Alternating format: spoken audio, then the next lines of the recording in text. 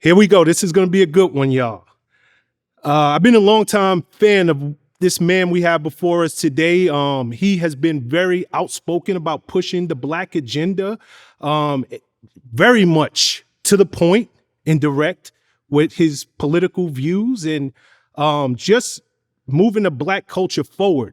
But some of the same things that has gotten him legions of fans has also gotten him criticism from the very people he has been serving for years. Please welcome to VladTV, American talk show commentator, host, author of at least 16 books to my knowledge, and owner and operator of the first and only talk radio station in LA, Mr. Tavis Smiley. Tavis, welcome to VladTV. Brother Shawn, good to have the opportunity to talk to you. Thank you for the invitation, and let me return the favor right quick. I'm a fan of VladTV as well. I've been inspired and enlightened and empowered by what you've done with this medium over the years. And when I told my team I was going to leave the office for a few minutes to run out to do a VladTV interview, they started screaming, "What? What? You're doing VladTV? You're doing VladTV?" So for all the people at KBLA Talk 1580 who love VladTV, I just wanted you to know that, brother. Absolutely, absolutely. I'm sure Vlad's going to be very happy to hear that one. Okay, so for all that you've done, you're clearly educated, you're well-spoken, you can sit across the table and have conversations with the best of them. But it didn't start out, really you with a silver spoon in your mouth. You come from extreme humble beginnings, correct? Absolutely. I'm one of 10 kids. 7 brothers and 2 sisters, and I wouldn't have it any other way. They were, the upbringings were meager, but there's something you learn about faith and family that carries you through your career. So I'm honored and humbled to be where I am at this point in my career. But at the same time, there's no way that I'm here if I don't start there. As somebody once said, started from the bottom, now we're here. If I hadn't started there, I wouldn't be here. And so I'm always grateful for those humble beginnings, Brother Shawn. Absolutely. I mean, you quoting Drake right off the back, started from the bottom, now we here. Yeah. I like that.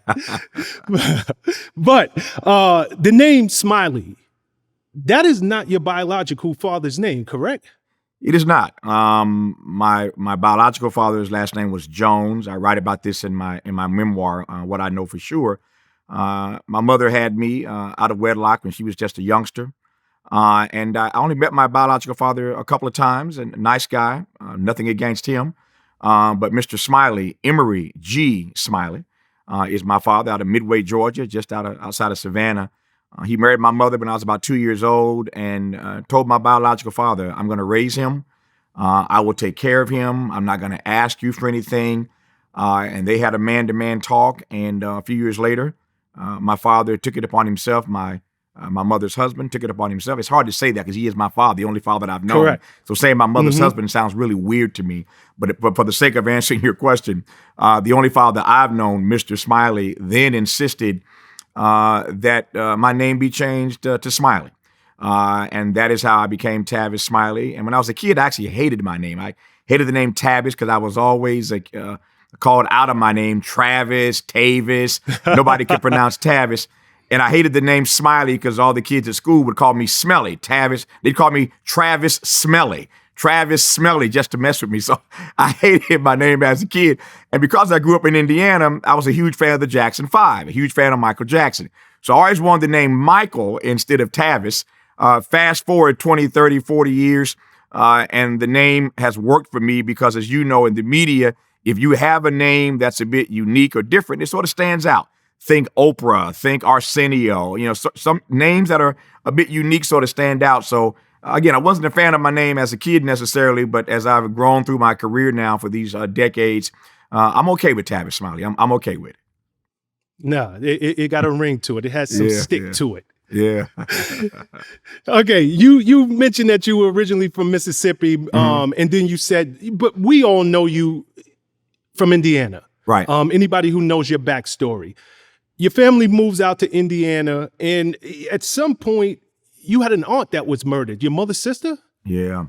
Aunt Claire May, to me, my mother's sister, was murdered, and she had a number of kids.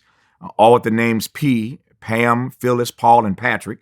My mother had 2 kids at the time and was pregnant with her 3rd child. My mother has a total of 6 kids. I'm number 1. I have a brother under me named Garney. She was pregnant with my brother Maury, and my aunt gets murdered. And those 4 kids end up going to live with my grandmother, who folk always hear me reference and talk about and quote Big Mama, as we call it.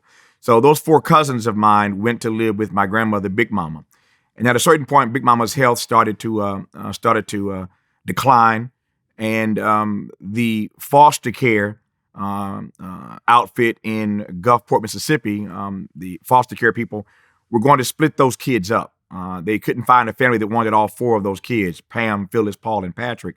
And my mother and father just weren't going to have that. And so I remember one night, my mother and father got in the car, left us with a babysitter, drove to Mississippi, and a few days later they came back with my 4 cousins. And at first it was really cool because my cousins had come to visit. It took me a while to realize that they were not going back home, that they were here to stay. So overnight, our family went from 2.5 kids to 6.5 kids. My mother then went on to have a few more kids. So there's a total of 10 of us. So I'm the eldest on my side of the family. I have 5 younger brothers, and then Pam and Phyllis, Paul, and Patrick come to live with us. I end up being number 3 at that point because Pam is the oldest, Phyllis is next, and then me. So now I end up with essentially 2 older sisters and a total of 7 younger brothers. But I've never, other than answering this question to explain how our family came to be, this sort of blended family, if you will, other than explaining it and having to call them my cousins, I never have. They are my brothers and they are my sisters. And we've been raised that way my entire life, essentially. And so I'm one of 10 kids. And that's why people, when they hear that I'm one of 10 kids, that's the real backstory. But my mother had 6 boys. Got you. Yeah. Your father, and I'm referring to Mr. Smiley, Yes. who is truly your father. Mm-hmm. He seems like some type of man. Yeah. First and foremost, as you said earlier, just to take on another man's child, raise him as his own, give him his last name. I don't think, especially within our community, men who stand up and are willing to be real men get enough praise for taking on the responsibility of being a father. But then he went back and took on 4 more kids. Mm-hmm. So this must have been a different type of individual here. Yeah. I read that your parents, religious, very religious. Yeah. What religion? Because from what I understand, you guys were not allowed to listen to secular music in the house. There were only certain TV shows you were able to watch. So you really do come from a very religious and spiritual background. Yeah.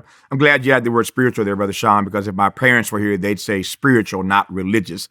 We won't get into that. We won't get into the hermeneutics of that, but there's a distinct difference between religion and spirituality. So I'm glad you added that as well, because again, if they were here, they would opine for spiritual over religious. But I digress on that point.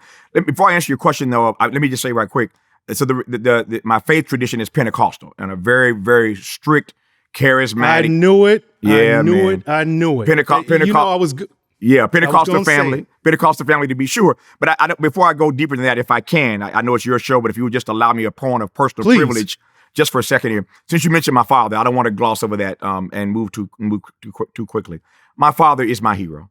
And if in my lifetime I can end up being just half the man that my father is, I'll take that. Just being half the man that my father is. And you put a really nice fine point on this, and most people don't really get that. And so that's why you're so good at what you do, because you see the backstory here. You see what undergirds the person that I am trying to become. My father and mother, I did the math on this one day. My father and mother were about 28 and 27 when all this went down, Brother Shawn. So imagine at 28, you already are fathering another man's child. You've insisted on giving him your name. And let me just detour right quick and say some years ago, I was going through a bunch of stuff in boxes at our family home. And I had never seen this, literally just years ago. I came across the court documents, the court manuscript that my mother had kept from the time my mother and father went to court to have my name changed. That's got to be done legally, of course. And they were in court. And when I read the court documents and I read the transcript, of what my father had to say about me, this young boy, and why he wanted me to have his last name. If I jump off too much into that, I'll start crying. I'll be giving up all kind of water, and I don't want to do that. Not at this point in the conversation. But to read what my father had to say about this young boy named Tavis, and why he wanted him to have his last name, and how he wanted to raise this boy, I had never seen it, as I said, but when I saw that, it fundamentally, I couldn't respect my father anymore. But when I read that, it just did something to my DNA. It made me feel much more important than I've ever felt in my life, much more valued than I'd ever felt in my life, Brother Shawn, to hear what he was saying about me when I was just a kid. He didn't know the person I was going to become, but he loved me, he believed in me, and he wanted me. And I believe that every one of us wants to be loved, respected, acknowledged, and affirmed. We all want that in life. And to have received that from a man who was not my father at such an early age, when I read those transcripts, it just did something to me. So back to your question, my father is, again, my hero.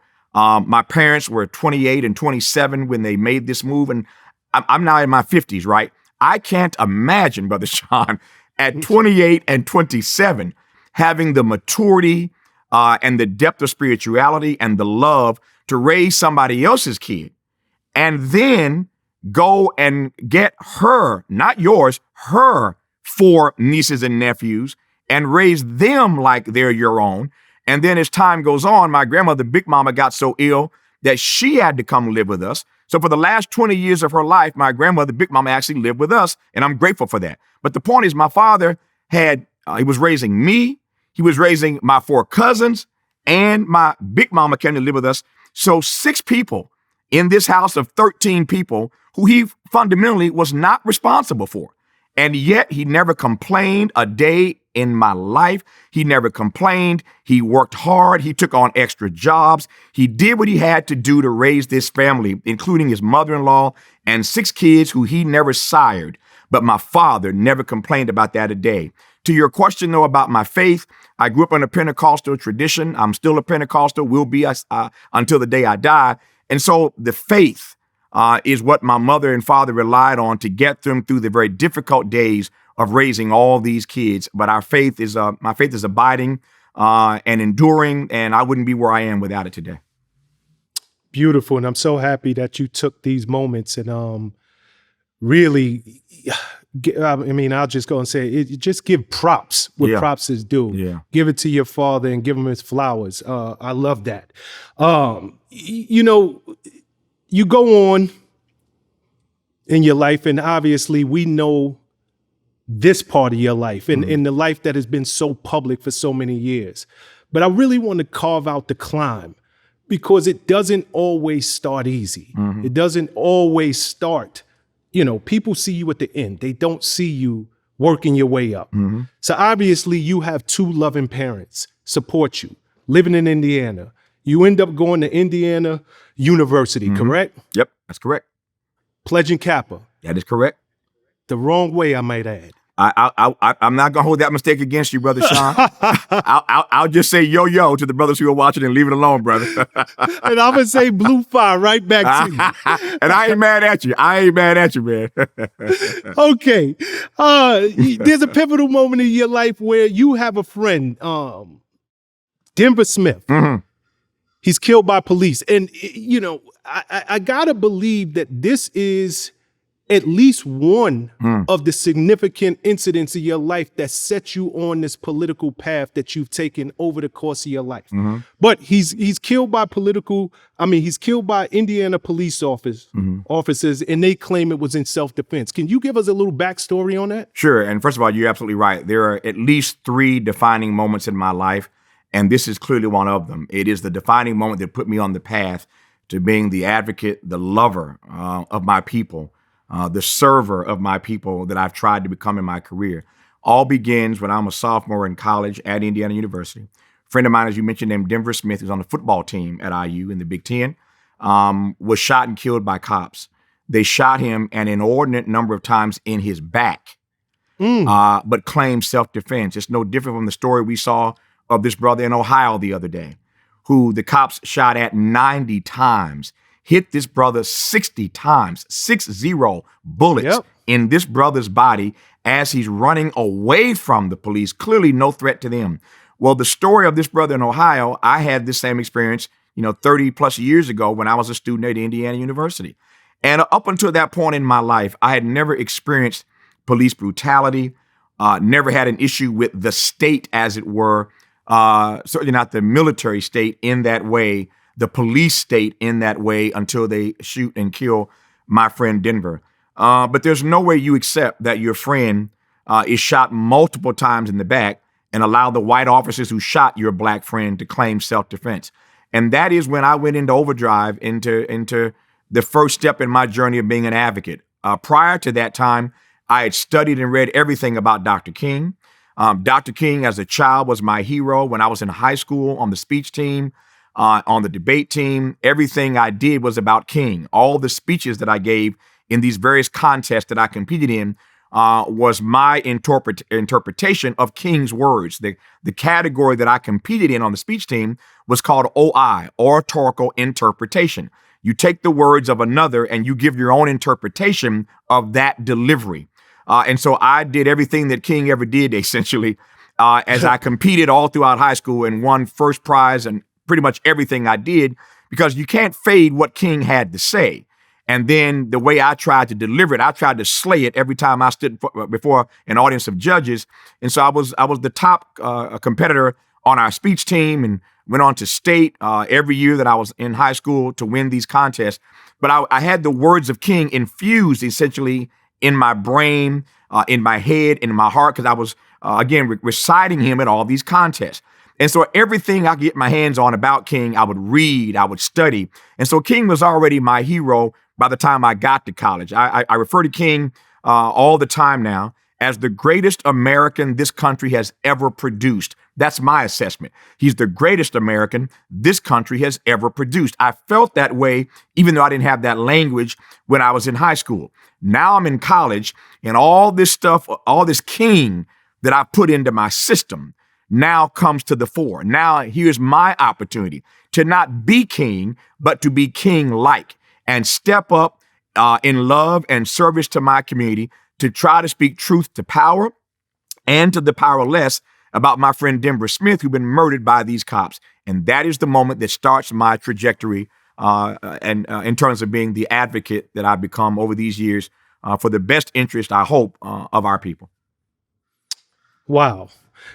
I read that you went on to lead marches and protested to defend Smith and bring light to that situation, which ultimately led you to doing an internship with the Bloomington mayor, Mayor Allison.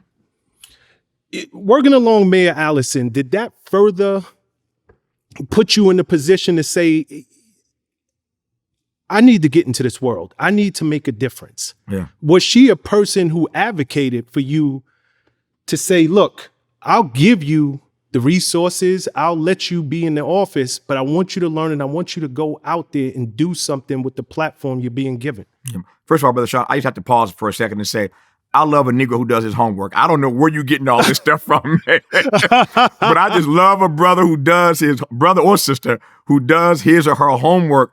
It makes it tickles me, but it also makes it a lot easier to just follow the host because they know what they're talking about rather than ask me a bunch of crazy questions about stuff that ain't true, off the wall. You ain't done your homework. It makes it a lot easier. So first of all, just props to you, props to my daddy, and props to you for having done your homework, man.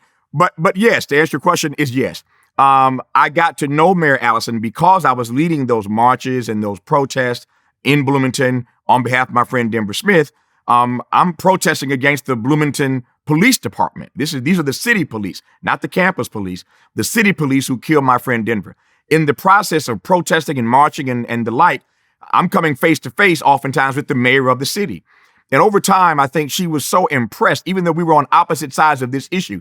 Her job was to defend the cops to the extent that she could. And my job was to call out the cops to the extent that I could. But we got to sort of know each other over the course of these marches and protests. And lo and behold, as time goes on, I get an invitation to work for the mayor in the mayor's office. I'm just a student still. I'm still a student. But the mayor of the city of Bloomington invites me to come work as a part of her staff.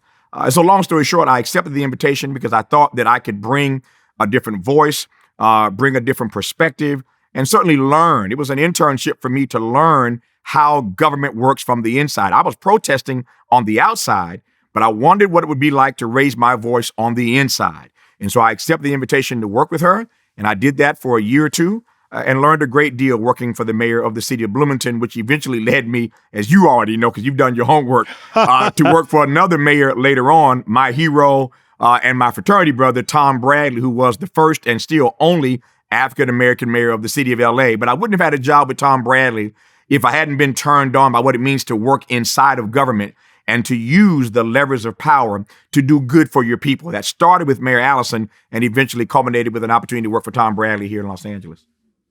Yeah, Mayor Allison seems like quite the person. You know, I read in your book that there was at one point where you were adding extra hours. Yeah. And you were being paid for these extra hours, which could be a felony. Yeah. And instead of her telling on you or her doing anything punitive, she gave you the opportunity to just work those hours off, and she kept it quiet. Yeah. Is that correct? I'm glad it is correct. I write about that in my book because I believe if you're going to write a book about your life, you got to be transparent. You got to be honest. And one of the first mistakes I ever made in my career was, as you've just described, I would work for 4 hours and I would put down 5 or 6. Nothing outrageous, but I would work for 6 hours and put down 7 or 8. And just trying to squeeze an extra hour or two of payroll out of the city. I figured the city had the money, and I was a student, a starving student, and was trying to work my way through college. My parents did not have the money to send me to school. I got through Indiana University on some scholarship money from the speech and debate team, from money that I earned in my work-study jobs. I was putting my way through school. And I was wrong. I was padding my hours, essentially, and I was stealing, and I hadn't processed it in this way. But in padding my hours, I was stealing taxpayer money. And it wasn't until the mayor called me in after I'd been caught doing this and said to me to my face, "Tavis, you are stealing the taxpayers' money." And she looked at me and she says, "You are better than this. You have a bright career and future in front of you. And I want you to know that I could call in those same Bloomington police and have you arrested for theft, for embezzlement, for stealing the taxpayers' money. Rather than do that, I want you to go back through all these records and I want you to give me a good idea of how many hours you padded. And you're going to work those hours off on behalf of the taxpayers of this city. And you're not going to get paid for that. But I hope that you will learn a lesson from this that will hold you steady for the rest of your life and career, because you're a bright young man. You got a bright future in front of you." And let me add right quick, Brother Shawn, this is a white woman. This is a white woman, and I'm a chocolate boy at Indiana University. She had absolutely no reason per se to let me off the hook, to not have me arrested, to not send me to jail, to not embarrass me, to not put something on my record that I could never get expunged, perhaps. Too many brothers to this day, as you well know, are in harm's way because they made a mistake when they were young. They paid their debt to society, but that mistake is still following them. It's still on their records. It's not expunged, and so they can't get jobs. They can't do X, Y, or Z. Some brothers been to prison. They paid their debt, but they can't vote. I know exactly what that could have meant for me, but for the grace of God, there go I. And so the mayor, rather than having me arrested and sent to jail, gave me a chance to work those hours off. She forgave me and hoped in that moment that this would be a teachable lesson. So when I tell you I know something about grace and about mercy and about forgiveness, I know that because it happened to me when I was just a kid in college. And so I write about it in my memoir, What I Know for Sure, because I wanted people to know that I haven't always been perfect. I make mistakes like everybody else does. But sometimes in life, when it comes to other people, I like to say we have to always save some space for grace.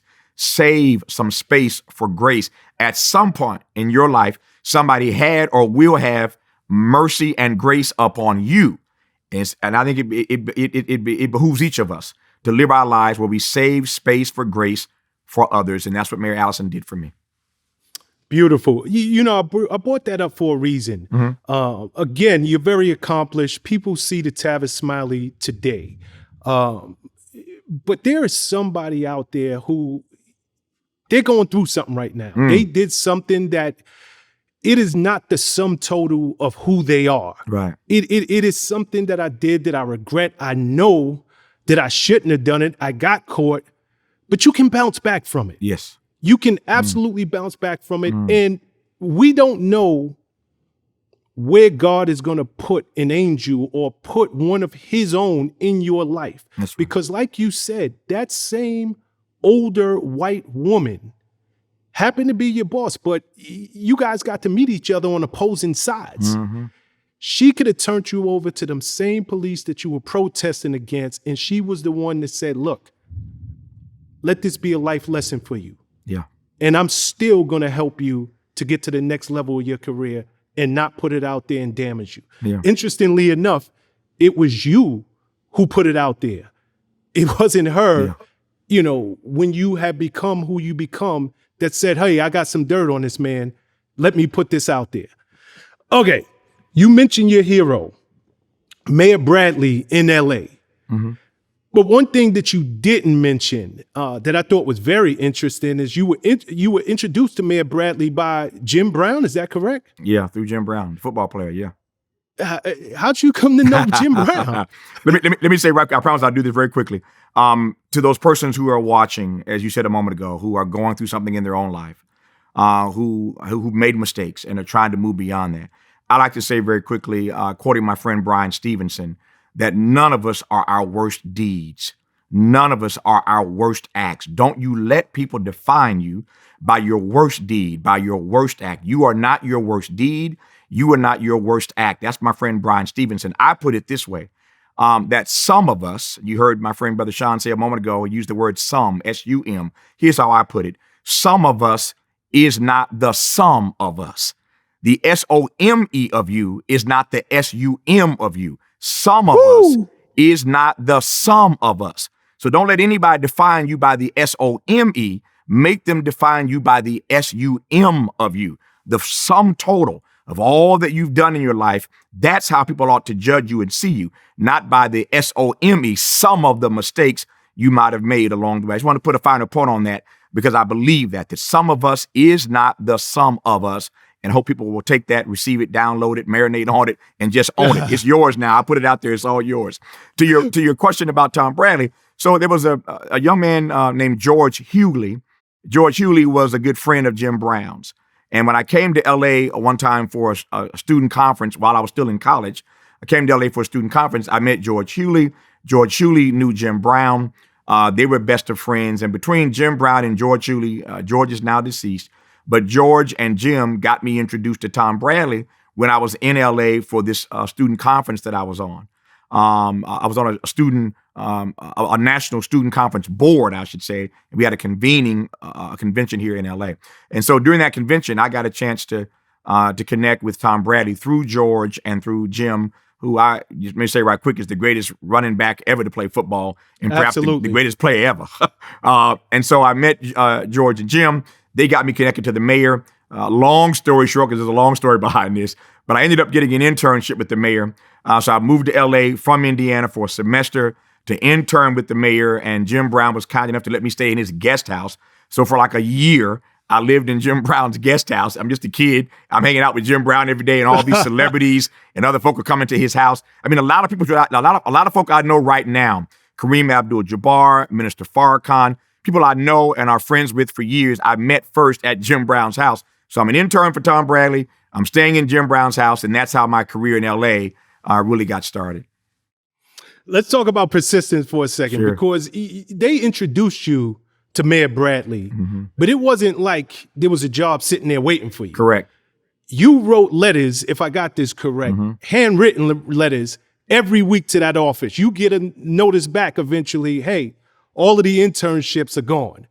Then you write a handwritten letter to Mr. Bradley himself and said, I share your same beliefs, something to that effect. And he hits you back and says, come on out here.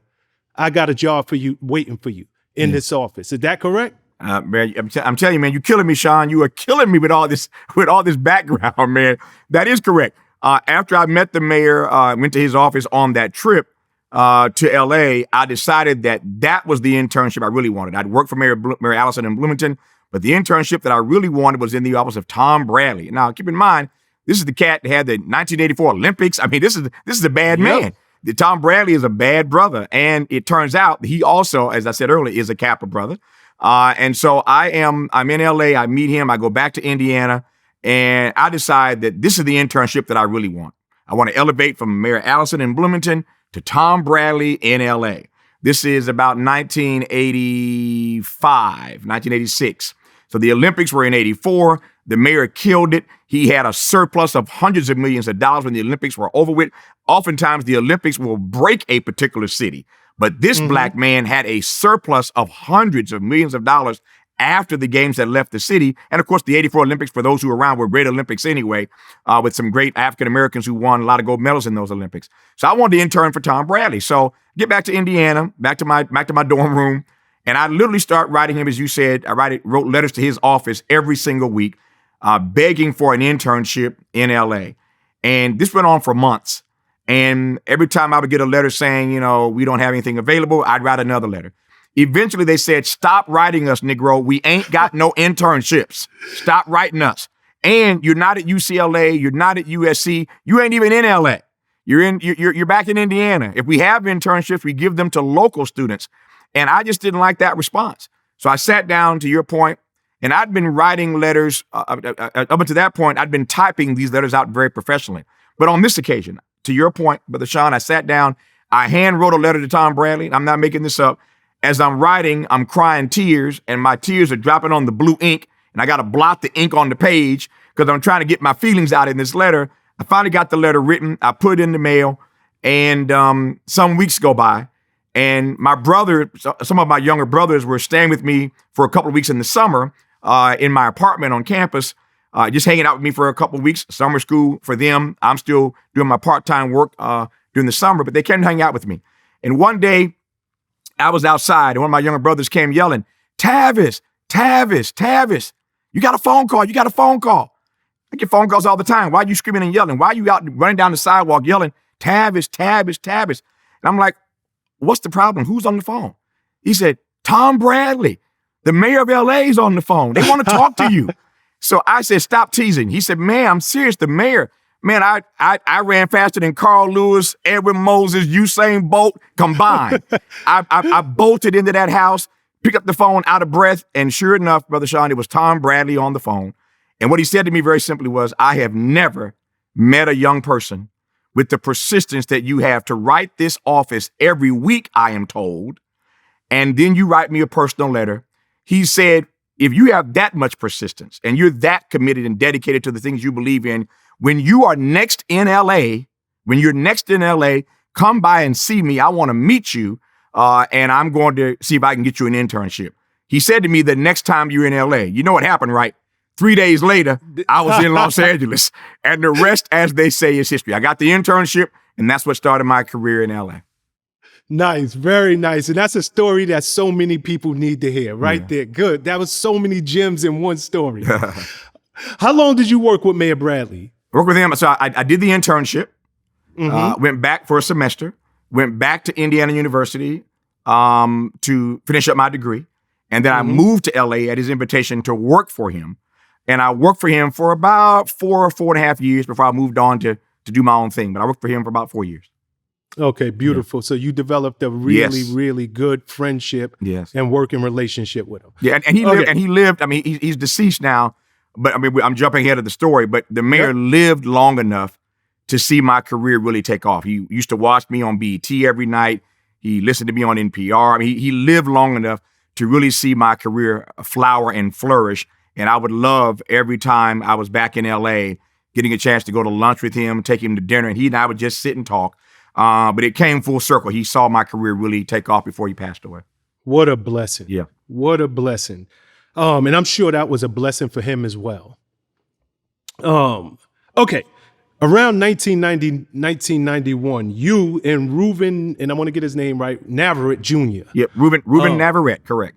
There you go. Yep. You guys co-host a local talk radio show in LA. And you had the opportunity to really talk about your strong political views, everything in terms of the Black agenda. Was this your first real introduction to radio at this point in media? Yeah, I'd been doing local commentary every day with a little 1-minute commentary called Just a Thought. So I was already on local radio with a 1-minute commentary every day in morning, drive, and afternoon. And I would lay out literally in 60 seconds my point of view on any number of local and national issues. And my tagline every day was, just a thought, I'm Tavis Smiley. And it really was just a thought. It was only 60 seconds, right? But I learned how much you can get out in 60 seconds. If you know how to write your beginning, your middle, and your end, you can say a lot in 60 seconds. Most commercials, as you well know, on TV and radio are 60 seconds in length. So you can get a lot out. So I wrote this little 60-second commentary every day that was on morning drive and afternoon drive. And so the city started to get to know me after I'd worked for Tom Bradley because of these commentaries. And as a result, fast forward, I got an opportunity to host my own show on talk radio. And this brother Reuben joined me, and it made us the first Black and brown team in the country to do a radio show together every day. And so Reuben and I did that radio show together for a while. We are still friends 30 plus years later. As a matter of fact, he's now a regular contributor on my show on KBLA Talk 1580. 30 years later, he still checks in with me every few weeks, and I have him on. He's more conservative. I'm more progressive. But 30 years later, we still arguing about issues on radio. He's doing it on my show and on my station. And he, to his credit, has gone on to become the most widely read Latino columnist in the country. He writes a column 2 times a week. It is syndicated by the Washington Post Syndicators Group. And so I've been fortunate to climb to the top in my career on radio and television and writing books. And he's become, again, the most widely read Latino columnist in the nation. But the two of us started together in LA on radio. And every time we get together, which isn't as often as we like, because he doesn't live in LA anymore, but whenever we're together, we look fondly back on those days of our youth and our 20s when we first started together. And I celebrate his success. He celebrates my success. And it's a beautiful thing. Beautiful, beautiful. Right around the time that y'all were doing your radio show, BET, which so many people know you from, they go on the New York Stock Exchange. This is before you even got onto BET, but now BET is blowing up in their own right. You and Mr. Navarrete, you do your show for several years, and then you become this commentator on the Tom Joyner show. How did that come to be? How did you and Tom Joyner hook up and you become a commentator with him? It's a very cool story. I think you'll like this one. So I'm doing my radio and TV work in LA. Tom, of course, is the first African-American syndicated in the way that he was, the fly jock. He started his career, not started, but at one point he was doing morning radio in Dallas, then flying to Chicago to do afternoon radio in Chicago. That's how he got the nickname, the fly jock. Literally 5 days a week, he'd fly from Dallas to Chicago and back to Dallas that night to be on the radio the next morning in Dallas. And so while other white folk in the majority community were being syndicated, it took Tom 7 years of flying between Dallas and Chicago 5 days a week, 7 million frequent flyer miles, 7 million, to convince the powers that be that a Black man could be syndicated and do it successfully, just like Howard Stern, just like Rush Limbaugh, etc. So I give Tom his props for that. So I'm doing my thing in LA. Tom is nationally syndicated. We are invited to the White House for a meeting with the president to talk about African-American media. The president was gearing up for his re-election campaign, and I think he wanted to just touch base with some African-American media personalities to see how he was doing and how he might run his campaign the second time around. So Tom Joyner and I invited to this meeting, and it literally is, and if you ever see him and say this to him, he'll say, yep, I did that.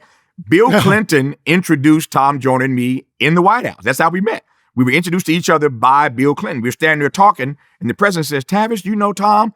I said, I know of Mr. Joyner. He said, Tom, you know Tavis? Literally, Bill Clinton introduced Tom and me at the White House. Whoa. I got to stop you. And I apologize. I know it's a little unprofessional, but you talking like Bill is just Bill from up the street. Yeah, well. How did Bill come to know a young Tavis Smiley to where he can even pull you to the side and say, hey, Tavis, do you know Tom? Tom, do you know my guy Tavis? How does Bill even know your name? I think he's like Shawn. He did his homework. He did his homework, man. Either he did his homework or somebody on his staff did their homework. And to this day, I mean, I'm not going to lie, Shawn. To this day, I do not know how I got invited. And that was my first time to the White House. I've been there now countless times. At one point, Bill Clinton and I were so cool. I was getting invited to stuff every week. And I found myself feeling really funny about this. I remember telling my mom one day that I just turned down an invitation to the White House. And she said, how dare you? How could you turn down an invitation to the White House? I said, Mama, they invite me every week. I mean, every week they invite me to the White House or something. And I could not have imagined as a kid growing up in that trailer park, literally in Indiana, that one day I'd get so many invites to the White House, I'd get tired of going.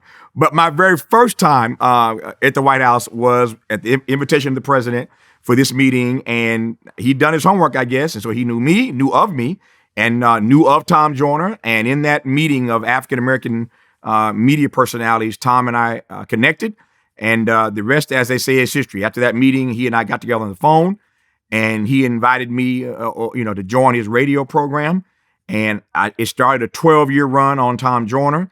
And I can join that with a 5-year run on BET. And so literally there's a point in my career where I'm on black radio every morning, being heard by, weekdays, being heard by 12 million people on Joyner. I'm being seen by millions more every night on BET. I mean, I'm Mr. Negro. I'm on Tom Joyner in the morning, BET at night. I mean, Negroes, they had to get sick of me because you couldn't get away from me. I'm on radio, I'm on television, but that's how Black America really got to know me, because I was on radio and TV literally every day, 5 days a week. Nice. Okay, right around 1996, you start hosting and producing, and executive producing, let me get my words right, BET Tonight. Yep. Which was originally BET Talk. Mm-hmm. How did that job come to be?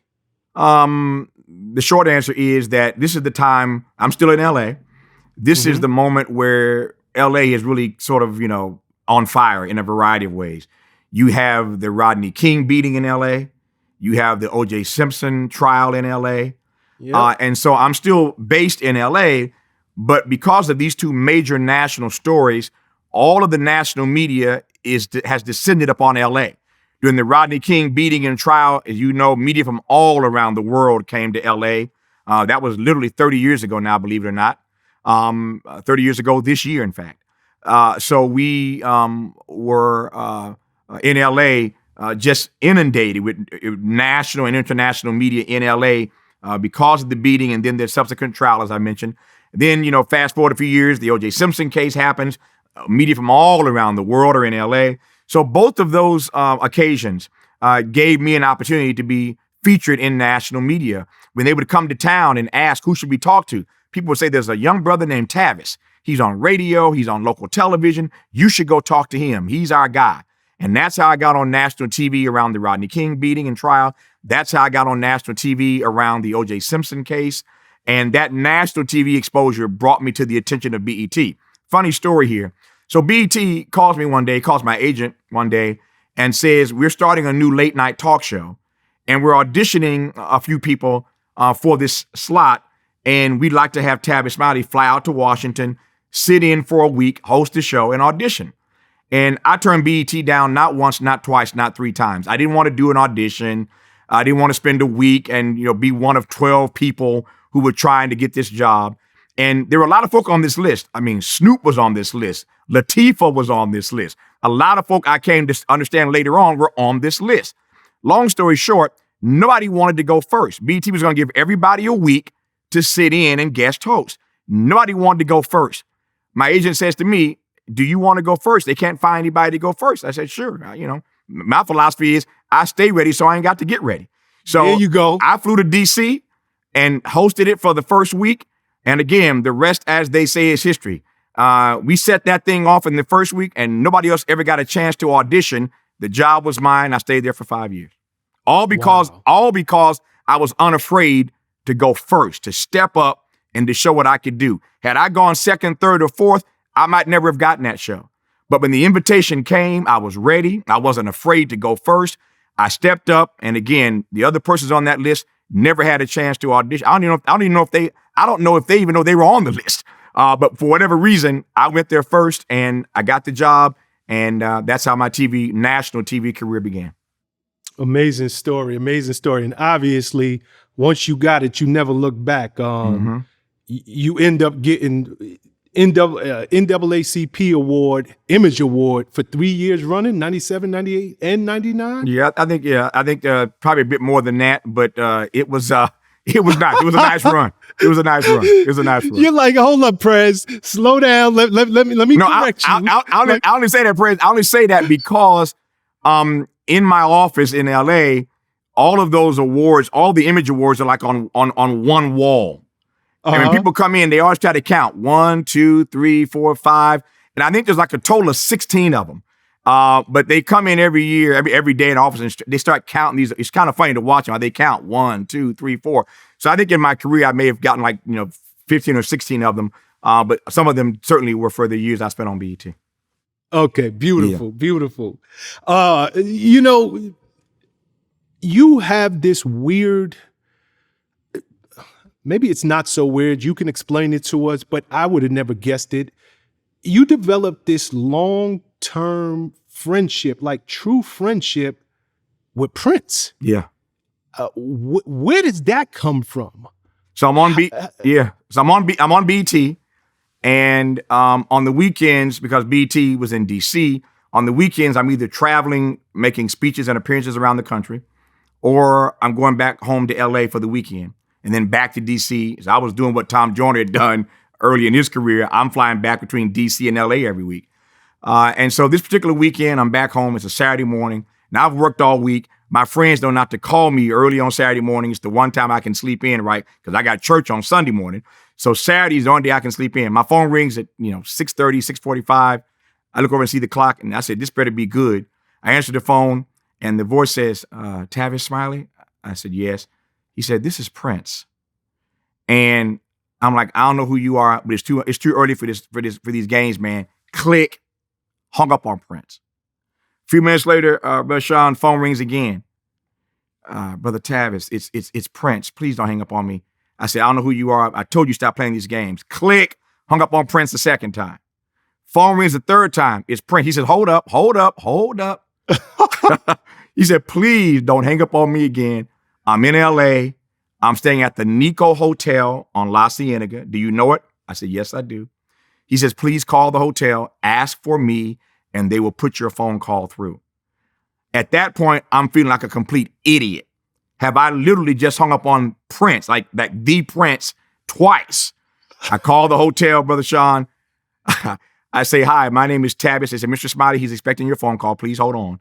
The switchboard knew I was calling. Now my heart drops to my feet, man. I'm like, oh, Lord. So sure enough, they put the call through, and Prince answers the phone, and I apologize profusely. Like, brother, I did not know it was you. I thought it was a prankster. He said, I know that happens sometimes. He kind of chuckled and giggled. And he said, I'm in LA, and I'm wondering if you have some time to meet me for lunch today. I said, if I have time, let me think. Do I have time to have lunch with Prince today? What else is on my schedule today? I said, of course I got time to have lunch with you. So I couldn't go back to sleep at this point, right? So I get up, do some stuff, go meet Prince for lunch. And I thought the lunch was going to be about an hour. 4 hours later, Prince and I are still sitting there at the table talking. And that's what began our friendship. What I learned, Brother Shawn, it took me a while to figure this out. I learned later on, and Prince and I laughed about it a lot. He had decided, he watched me every night on BET. Again, I'm on radio every morning, TV every night. Everybody's checking out my stuff. Prince is watching me every night and has already decided in his own mind that he is going to invite himself to come on my show as a guest. To talk about some stuff that mattered to him, ownership rights, his masters, all that kind of stuff. And so he's already decided he wants to come on the show. So when I go to lunch, I'm thinking that Prince, obviously knows who I am, wants to have lunch just to meet me. What I realized years later maybe months later, I should say, is that Prince was actually pre-interviewing me. Wow. He's trying to figure out if I'm cool enough for him to sit with. What kind of cat is this guy really? The guy I see on television, is that really who he is? Can I really converse with this guy? Does he listen? I mean, what kind of dude is he? He wanted to see me in person. I didn't get that in that moment. I'm just thinking Prince is a fan, like I'm a fan of his. He wants to meet. But he was literally pre-interviewing me. And so a month or so later, I get a phone call from Prince. So this time I don't hang up on him this time. I know it's Prince. I don't hang up on him. And he says, Tavis, I'm going to be in the DC area. And if you'd like, I'd love to come by your show and sit and chat with you for a bit. I said, if I would like. And Prince had never done BET. And so Bob Johnson, the owner at that time, and all the brass at BET lost their freaking minds that Prince was about to come to DC and come on my set for BET tonight. And he came, and not only did he come, he brought Chaka Khan with him. So Chaka came with him. Woo! So we had a great conversation for an hour that night. After the conversation, we go back to the hotel. He invites me over for dinner at his hotel, late dinner. We talked that night over dinner for 3 or 4 hours until 3 or 4 o'clock in the morning. And that's how our friendship began. And for almost 20 years, he and I were dear friends. He came on my shows many, many times. I traveled the world with him, just hanging out with him during my vacations when he was on concert tour. We would talk on the phone all the time. As a matter of fact, some people know that before he died, a while before he died, he bequeathed me. I have the guitar that he played at the Super Bowl at halftime. But he's playing Purple Rain on his purple signature guitar. Yep. He gifted that guitar to me. So I actually have that. Oh, and so I treasure it in ways you can't even imagine.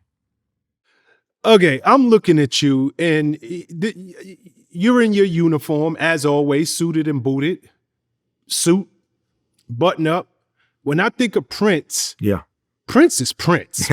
Prince, he wear pants with the butt cut out. That's right. High heels on. Like Prince is, there's nothing that I could see that you two have in common. Like y'all stayed close friends for 20 plus years. What are the commonalities? Like what Tavis outside of radio and talk and Prince outside of the studio and making hit records, what do y'all talk about? Well, first of all, let me just say, you're right. Prince is Prince and I'm me. And you would not want to see me with the buttocks in my pants cut out. You would not want to see that. And you never will. So we are very different. We are very different in that regard. But I think there are some things that we have in common. And I didn't realize this initially, and I feel like you. Why is Prince calling me? And, correct. And Prince would have to answer this question were he here, he could answer it for himself. He'd have to answer this question for himself. I can't speak for Prince. I don't know what made him call me per se, but I can tell you the things that we do have in common and had in common for as long as he lived and we were friends. One, I love music. I am a music lover. All kinds of music. My music tastes are eclectic. I don't just love his music. I love all kinds of music. So one, we are music lovers and we talked a lot about music. I just love music, number one. Number two, Prince is a student. If you listen to his music and follow his spiritual journey, he's a student. He always was a student, and I'm a student. He loves to listen and he loves to learn. I love to listen. I love to learn. And so both of us are students. And so we would love to, we loved having these conversations about everything literally from A to Z. Three, if you got to know Prince, he's really a really great conversationalist. He's shy in public, but he's an amazing conversationalist. Prince can talk for hours. And we did that many, many times on the phone, in person, on airplanes.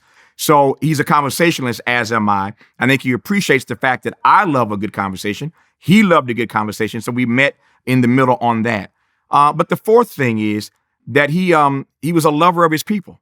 You know, I say to folk all the time, I don't regard myself as a leader of my people, but I'm certainly a lover of my people. Prince loved his people.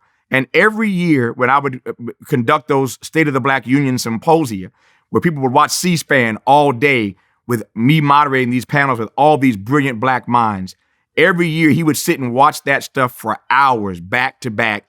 And he would always call me every year and tell me the 2 or 3 people on the panels that he wanted me to bring to his house. So there are a whole Really? lot of people. Cornel West, Michael Eric Dyson, Minister Farrakhan, Dick Gregory, now deceased. There are all kinds of people that Prince called me about who he wanted to meet and connect with and just talk to. And he didn't want anything from them. He just wanted to invite them to his house to sit and have conversation with him because he loved learning. He loved downloading. He loved intellectual discourse and exchange back and forth. And so I've taken all kinds of people to Prince's house. I did over the course of his lifetime, but he loved to learn and he loved to listen. And so we had those things in common. Beautiful, beautiful. Is it true that Quincy Jones, he tried to get Prince to work with Michael Jackson on He the did. song Bad? He did. That's a real story? The true story. So the short version very quickly is, and Quincy and I laugh about this all the time, and Q is a good friend of mine, so I'm not saying anything that he hasn't told me, and I think it's probably out there in certain places. You gotta fight to find it. But again, Q has told me this to my face. We laugh about it any number of times. So when Michael was doing the Bad album, he and Michael talked about getting Prince and Michael together at least for one song. And so Quincy invited Michael and Prince to his house one night to get together to talk about doing this song together. And the phone rings and it's Michael on the phone, and Michael says to Q, Quincy, is Prince there yet? And Q says, no, Michael, he's not here yet. Okay, Michael hangs up. Phone rings a few minutes later. It's Prince. Prince says, Q, it's Prince. Is Michael there yet? And he says, no, Michael ain't here yet. Prince hangs up. I'm not making this up. This happens for minutes. It goes on for minutes. Michael's calling, seeing if Prince is there first. Prince is calling, seeing if Michael is there first. Nobody wants to sit and wait on the other. And both of them in their limousines driving past each other in the neighborhood, but nobody wants to be the first one waiting on the other. And finally, Q says to Michael, stop this, man. Come to the house. Let's get this conversation started. So Michael pulls up, and then 2 seconds later, here comes Prince. And they're going to have dinner. And before dinner, Prince says, before we sit for dinner, I just want to ask a question. I got the lyric sheet. I want to ask a question. And Prince points to the lyric sheet and says, whose line right here is this? Whose line is this? And the line he points to is the line in the Michael track that says, your bud is mine. Prince wants to know whose line is this in the song. And Q and Michael look at each other, and Q says, that's Michael's line. And Prince said, okay, thank you very much. The nigga walked out the house, and that was it. It never happened. Stop. Get out of here. That's what happened. If you don't believe that story, ask Quincy Jones, but Q will tell you that's what happened. Prince was not going to do a song with Michael where Michael was going to say to him, your bud is mine. Not going to happen, man. Not going to happen. True story. Oh my goodness. Okay. While at BT, you also had, I guess at this point, he's a friend of yours, a good friend of yours, Mr. Bill Clinton on your show. Yeah. By that point, are you calling Bill direct? Are you able to pick up the bat line and say, yo, Bill, I need you to come on down to BT. I got my show. No, we were friends, and I had access to him, and he certainly had access to me. I never abused that access. But I'm also not naive about this. After the Monica Lewinsky scandal, which, as you know, rocked his presidency, he was impeached over that, never removed from office, but he was, in fact, impeached over it. After that scandal, he didn't do an interview for 8 or 9 months. He did not do a sit-down interview. He did press conferences because you have to as president to talk about various issues, but he did not sit down for 8 or 9 months for, a one-on-one interview. Just prior to the midterm elections that year, and we're facing midterms now, a few months down the road here in 2022, just prior to the midterm elections, I think the president knew he was in some trouble, obviously, around this Monica Lewinsky scandal, and he needed to sit with somebody and finally have a one-on-one interview. And the phone call came, and they said, the president wants to talk to you. And it's an exclusive. He's not doing any other sit-downs, but you're going to get the first sit-down interview with the president since this stuff all broke. And so 8 or 9 months later, president calls me, and we agreed to do the conversation. We packed up our equipment, went to the White House, and there it was, this huge exclusive. The whole country was waiting to see the president finally sit for a one-on-one conversation to answer these questions. I got the phone call. I did the conversation. And that's what really, I'd been on BT, of course, for a while already. But the nation, not just black people, the nation got to see who this guy Tavis was when I did a one-on-one with Bill Clinton at the height of this Monica Lewinsky scandal. And that's what started me on the trajectory to really expanding my base and my career beyond just black folk on Tom Joyner or black people on BET. That's how my career just kind of opened up. So you weren't the first black outlet that he did. You were the first. Yes. Wow. Yeah. First one. Incredible. Yeah.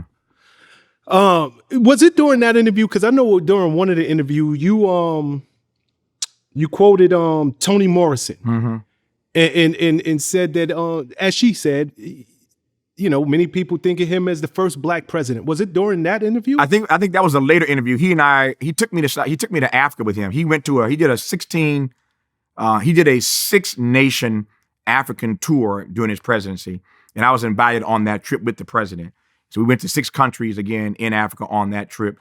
And in Cape Town, I was going to say Johannesburg or Cape Town. Cape Town. In Cape Town, I sat with him and did a live interview back to the States from Cape Town, South Africa. And I think it was the Cape Town interview where I mentioned that to him. And of course, he got a good chuckle out of it. But it was in Cape Town, I think, where that came up. So he was open to the idea, like, yeah, I guess you're right. Yeah, no, he loved it. I mean, trust me. I tell people to this day, and this is true, I love the Black national anthem, Lift Every Voice and Sing. But I would give you $1 million right now if you could find any Negro in America who could sing that song start to finish and knows all the verses. I didn't say the chorus, Negro, the verses. Can you sing every one of the verses and not mess up a single word? Bill Clinton is the only person I know who literally knows every verse to lift every voice and sing. And of course, we all know the chorus, but he loves black people. He grew up around black people. He was educated with black people. And that's why black people, for the most part, have always loved Bill Clinton. And that doesn't mean, to be very clear, it doesn't mean he's been right on all the issues. Because President Clinton and I have had many disagreements and conversations. I wouldn't call them arguments, but disagreements over the years about certain policies. I didn't like his welfare policy. I didn't like his crime bill. There were a number of things he did that I did not like. And he was always open to let me say that to him. We had conversations about it. So he's very open in that way to hearing that kind of critique. So he's not right about everything.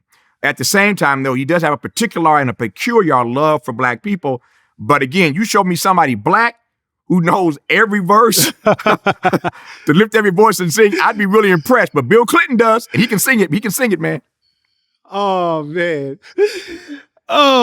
You were at you're hosting BET Tonight until something like 2001, correct? Yeah, something like that. 2001. Yeah, that sounds about right. Yeah. And right around that same time, Viacom, it buys BET for a reported $3 billion. BET is no longer a black-owned company, if you will. That's correct. What were some of the changes that you saw in-house at the company? Did the culture of the company change now that it's owned by different management? It didn't change very much because even though they bought BET, Viacom did, from Bob Johnson, Bob stayed on as chairman and CEO of the company. So Bob was still there running it. So there wasn't a real change, not for as long as I was there. I wasn't there very much longer. I eventually got fired by BET. Bob Johnson fired me because after Viacom bought it, I got this huge exclusive interview with a woman named Sarah Jane Olsen. She'd been on the lam for 40 years, I think, had been running from the cops or hiding out from the cops. She'd been involved in some stuff years ago where a cop was killed, and she wasn't involved in pulling the trigger or anything like that, but she was involved in this as part of the Symbionese Liberation Army, the SLA, the Symbionese Liberation Army. She was a part of this, and she had changed her life. She changed her name. She got married, moved to another state, had a family, was very involved in her community, had completely turned her life around for 30 plus years later. One day, driving through Minneapolis, St. Paul, where she lived, she got pulled over for a broken traffic light. And thankfully for her, unlike too many brothers, she didn't end up dead over a stupid traffic violation. But they did run her plates and took her driver's license. And lo and behold, they discovered this woman had been on the FBI's most wanted list for 30 years. And as fate would have it, don't ask me how, but I ended up being the person who she wanted to give the interview to before this thing went to trial. Or before this whole thing was going to come to a head. So I sat down, did the interview with Sarah Jane Olsen. And when I got the interview done, it wasn't the kind of thing that really belonged on BET, but I offered it to CBS, which Viacom also owned. CBS turned it down. I offered it to ABC. ABC accepted it. It ran in prime time on ABC. It killed everything that night in the ratings, including what was on CBS. And the white folk at CBS the next morning woke up and said, how did we get beat so bad in the ratings last night? They said some guy named Tavis Smiley had an exclusive interview that ran on ABC last night. And that's what we got beat by. And somebody said, don't that Negro work for us? Exactly. Doesn't he work at BET? Don't we own BET? And they said, yeah, the Negro does work for us. And so Bob Johnson got a phone call asking him, why was this Negro on your plantation on ABC last night beating us in the ratings? And I told Bob Johnson, I said, Bob, I offered the interview to CBS, our sister company in the Viacom family. CBS turned it down. Once they turned it down, I own it. I can sell it to anybody I want to sell it to. I sold it to ABC. Don't be mad at me. CBS turned it down. Well, that's the truth of what happened. But I think Bob got squeezed by the Viacom people. Somebody had to pay for this Negro escaping the plantation and going to the competition and beating them in the ratings. And so I got fired by BET. So the answer to your question is that I don't know how the culture changed thereafter, because I wasn't there very much longer after I did that interview. Okay. And I love these stories. And again, I know so many people are going to find this conversation between us so inspirational, because it hasn't been all gravy. No. You know, you've been fired. Mm-hmm. It's been all kind of things going on in your career, and to see that resilience, persistence is always going to overcome resistance. And I'm so happy you're being so candid about these trials and tribulations you're going through, but ultimately you keep moving forward. No, I love that line. Persistence always overcomes resistance. I like that. Yes, it does. Persistence overcomes. I'm gonna steal that, Brother Shawn. I'm gonna steal that one, man. But you're right. I've learned that in my career. You got to be persistent. As my friend Sonia Sanchez, the great writer and poet, says, you have to resist. You have to resist these things in your life. So yeah, I've had a lot of ups and downs, and there have been moments in my career where I've been left dead. They thought they left me by the side of the road for dead. And I've been fortunate every time, after being fired by BET or Black folk falling out with me during the Obama era or the PBS drama. I've had all kinds of drama in my life, but I am fortunate that I've always followed my North Star. My faith, my family, and my friends, my true friends, have always stood with me. And like any career, it's been a roller coaster, but I am grateful. I am grateful and I am humbled to still be in the game all these years later. Absolutely. Absolutely. So you leave BET and you go back to radio. You do National Public Radio, NPR. Do that for a little while. It doesn't seem like too much happened over there. Why'd you eventually leave? Because you wasn't there that long. Yeah, I was there for 3 or 4 years, not very long. 3 years, I think. Mm-hmm. And I left ultimately because I was the first African-American in the history of NPR to have his own daily show. So I as the saying goes, he who breaks through the brush first gets the thorns. He who breaks through the brush first gets the thorns. And I've done that a number of times in my career. And at NPR, I was honored to be there. I mean, NPR is a great network. They provide a wonderful service to this country, National Public Radio. But I was the first African-American through the door. And I was really pressing for them to bring other African-Americans in as talent. And when I was there were no Black folk on the board of NPR. I was the primary African-American talent. And I didn't like being essentially the spook who sat by the door. I didn't like the idea that because you have me here, that now gives you an excuse to think you shouldn't hire any other Black folk. I didn't like that. And so after complaining about that for 2 or 3 years and they weren't moving fast enough for me, I just left. I enjoyed the time I had at NPR. And again, I'm now being heard by millions of white folk every day, not just Black people. And I'm still on Tom Joyner. So I'm still on Tom Joyner. I'm gone from BET, but I'm talking to millions of black folk every morning on Tom Joyner, talking to millions of white folk every day on NPR. I'm in the catbird seat, but I didn't like the way they were maltreating and disrespecting black people. I didn't want to be the spook who sat by the door. So after 3 years, I just left. Wow. From there, you go on over to PBS, if I get this correct. Yep. Public broadcasting station. I should have asked you this earlier. I'm just curious. You've been on television as a medium. You've been on radio for many years. Which one do you prefer? It's a good question. Neither. I like them both. At this point, I'm dedicated and committed to radio because the station that I own and we're running right now, I want to make that work. I want to build a black talk radio network beyond the station that we're flagshipping in LA right now, KBLA Talk 1580. But I love the intimacy of radio. And I love, the penetrating nature of television, being able to look in somebody's eyes and see whether or not they're telling you the truth, whether they're lying, or to receive them for who they are in real time. And again, you can look in their faces. I like the intimacy of that medium as well as I love the intimacy of radio. They're two different mediums, but I love both. And at one point, I was doing both NPR and PBS. So not only am I the first African-American, first person of color, period, to have his own show every day on NPR, I'm also the first person of color, black person, to have his own show every day on PBS. And so at one point, I was on NPR and PBS at the same time. And still doing Tom Joyner. So I was on Tom Joyner. I'm on NPR.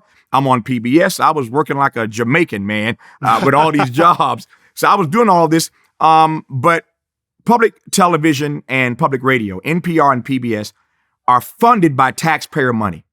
In my view, very simply, Brother Shawn, is this. If Negroes are paying for it, they ought to see themselves represented in it and on it. And so if our tax dollars are supporting public radio and supporting public television, then somebody black ought to be there. And I'm just humbled and honored that I had the chance to do that first for our people on NPR and then later on PBS. Got you. While at PBS, the legendary publisher and editor of Jet and Ebony magazine, he passes away. Yes. You have the opportunity to speak at his funeral. I read that Al Sharpton, he said that you guys had a heated discussion at the funeral about you referring to President Clinton as the first black president. Is that accurate? It is accurate. Really? After the service, Al stepped to me and we had a moment. I don't know that I would call it heated. He may call it heated. And we're still brothers and friends. I think I called him a friend. I think we're still brothers and friends to this day. But he did step to me because it was at the funeral of John Johnson. So Bill Clinton eulogized John H. Johnson, the founder and publisher of Ebony and Jet magazines. Bill Clinton eulogized him. I eulogized him. Jesse Jackson eulogized him. And Bill Gray, former congressman, eulogized him. So there were basically four eulogists. And I was speaking just in advance of Bill Clinton.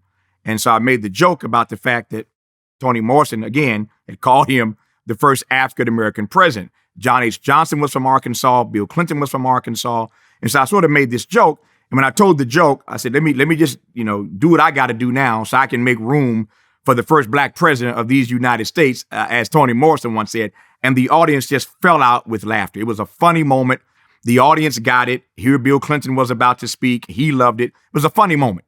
I was trying to bring some levity to this very difficult service for many of us who loved and regarded so highly John H. Johnson. And for whatever reason, Al didn't like it. Everybody else laughed. I guess he didn't like it. And again, I was quoting Toni Morrison. And so he stepped to me afterwards and, we had words about it, but that was it for me. I left it right there. And I think people are entitled to their opinions. But you're never going to step to me and think I'm not going to respond, with all due respect. And so we had words, but that was it. And until you raised it just now, I ain't thought about it since it happened. And that was probably 15, 20 years ago, whatever it was. But it was a moment. But again, here's what I believe. I believe that black people have to learn how to disagree without being disagreeable. And so you're entitled to your opinion. I'm entitled to mine. That doesn't mean we got to fall out about it. So he had his say, I had my say, and as they say, life goes on. Okay. Those words are very true in your world. I want to go somewhere else with the conversation. Sure. While on PBS, you hosted then a senator from Chicago, Barack Obama. You had him on your show before he became president, and I want to say you did a total of about 6 interviews. That's correct. With Barack Obama. So clearly, you have love for this man. Exactly. And to quote you, and I'm actually going to quote you, you said, "I love and adore Obama."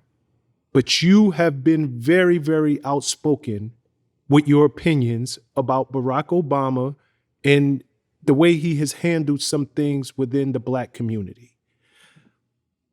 Obviously, you started off as friends, and I believe that you guys are still friends to this day, if you want to categorize it that way. Like you said, we have to learn to agree, even though we're unagreeable, if I got that correct.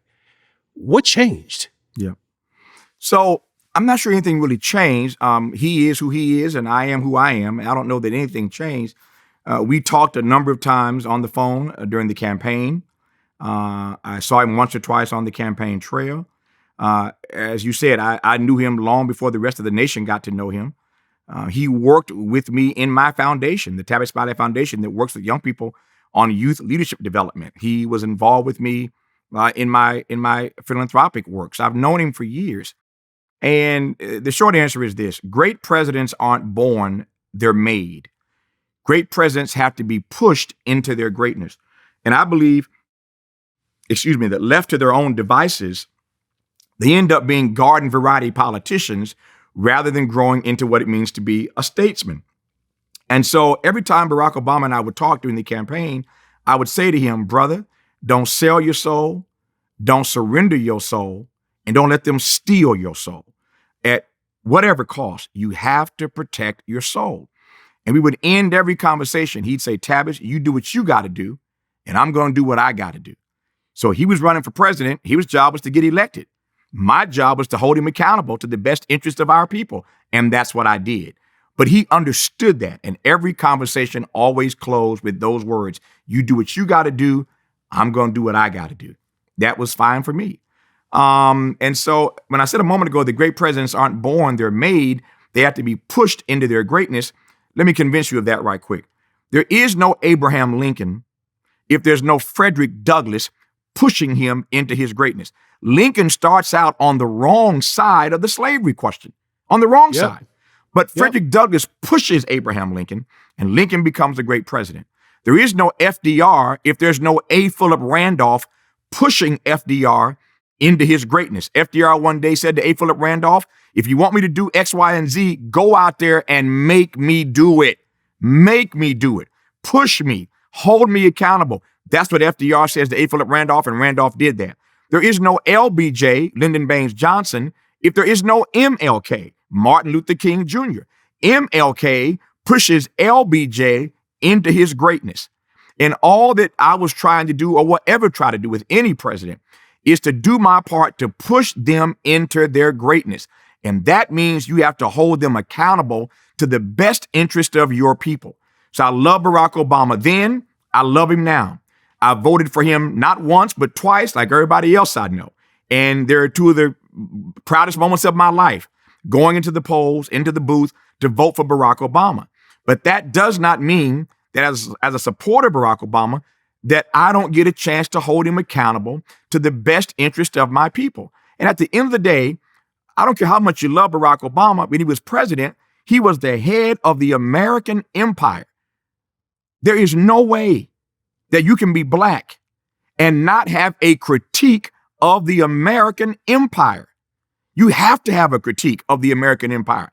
And so whoever's running that empire must always be willing to hear the critique of those of us who built this nation and made it what it is. Du Bois once asked the question, would America have been America without her Negro people? There is no America without the contributions of African Americans. And so I believe that if you vote for somebody, you have the right to hold them accountable in love.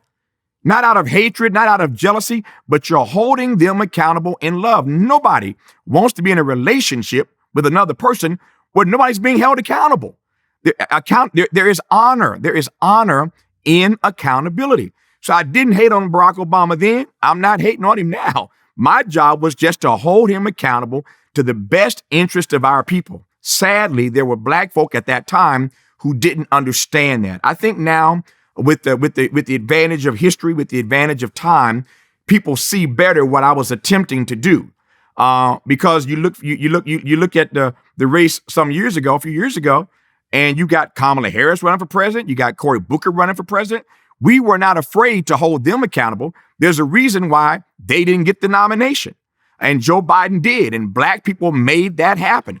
It was because Obama was the first who had a real shot at winning. And I give great respect to Jesse Jackson and Shirley Chisholm and others, but Obama had a real shot at winning this thing. And so there were people who didn't want me to say anything to critique him or hold him accountable. But again, as long as you're the head or want to be the head of the American empire, there are some tough questions you have to ask, or answer rather, that black people need to be asking. So it's never about hate then. It ain't about hate now. I love the brother. I supported him. I voted for him, but I do not regret and never will doing my small part to try to hold him accountable to the best interest of black people, and never let him or anybody else get away with pushing an agenda that is antithetical to the best interest of our people. Got you.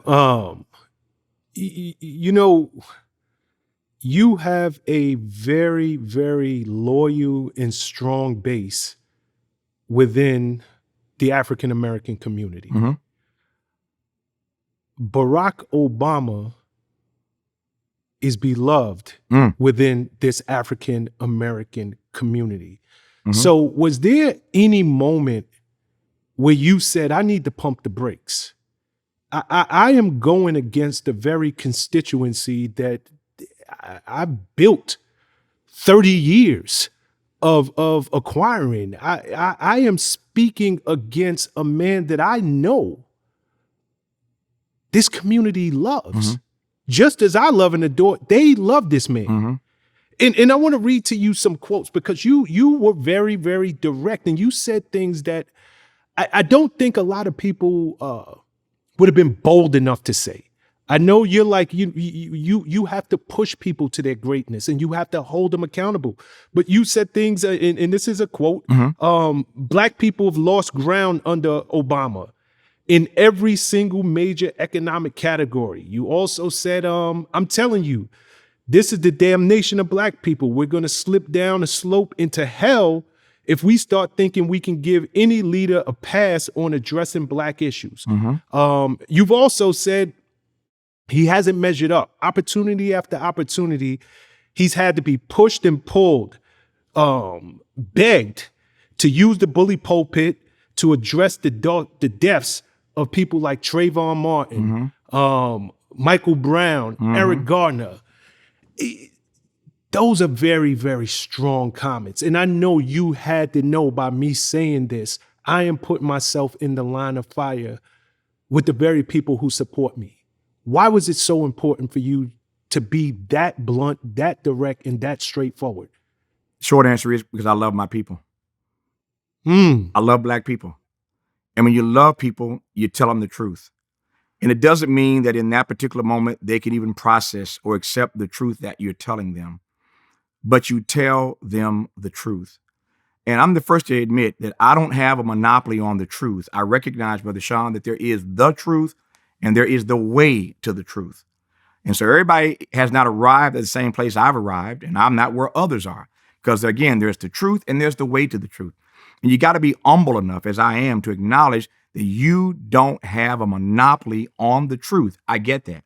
But the truth that you do know, you are responsible for telling it and sharing it with your people. My mantra is very simple. I seek the truth. I speak the truth.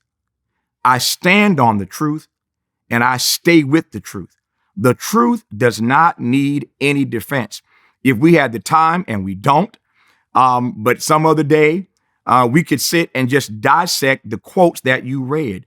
There's nothing in those quotes that you just read that is untrue.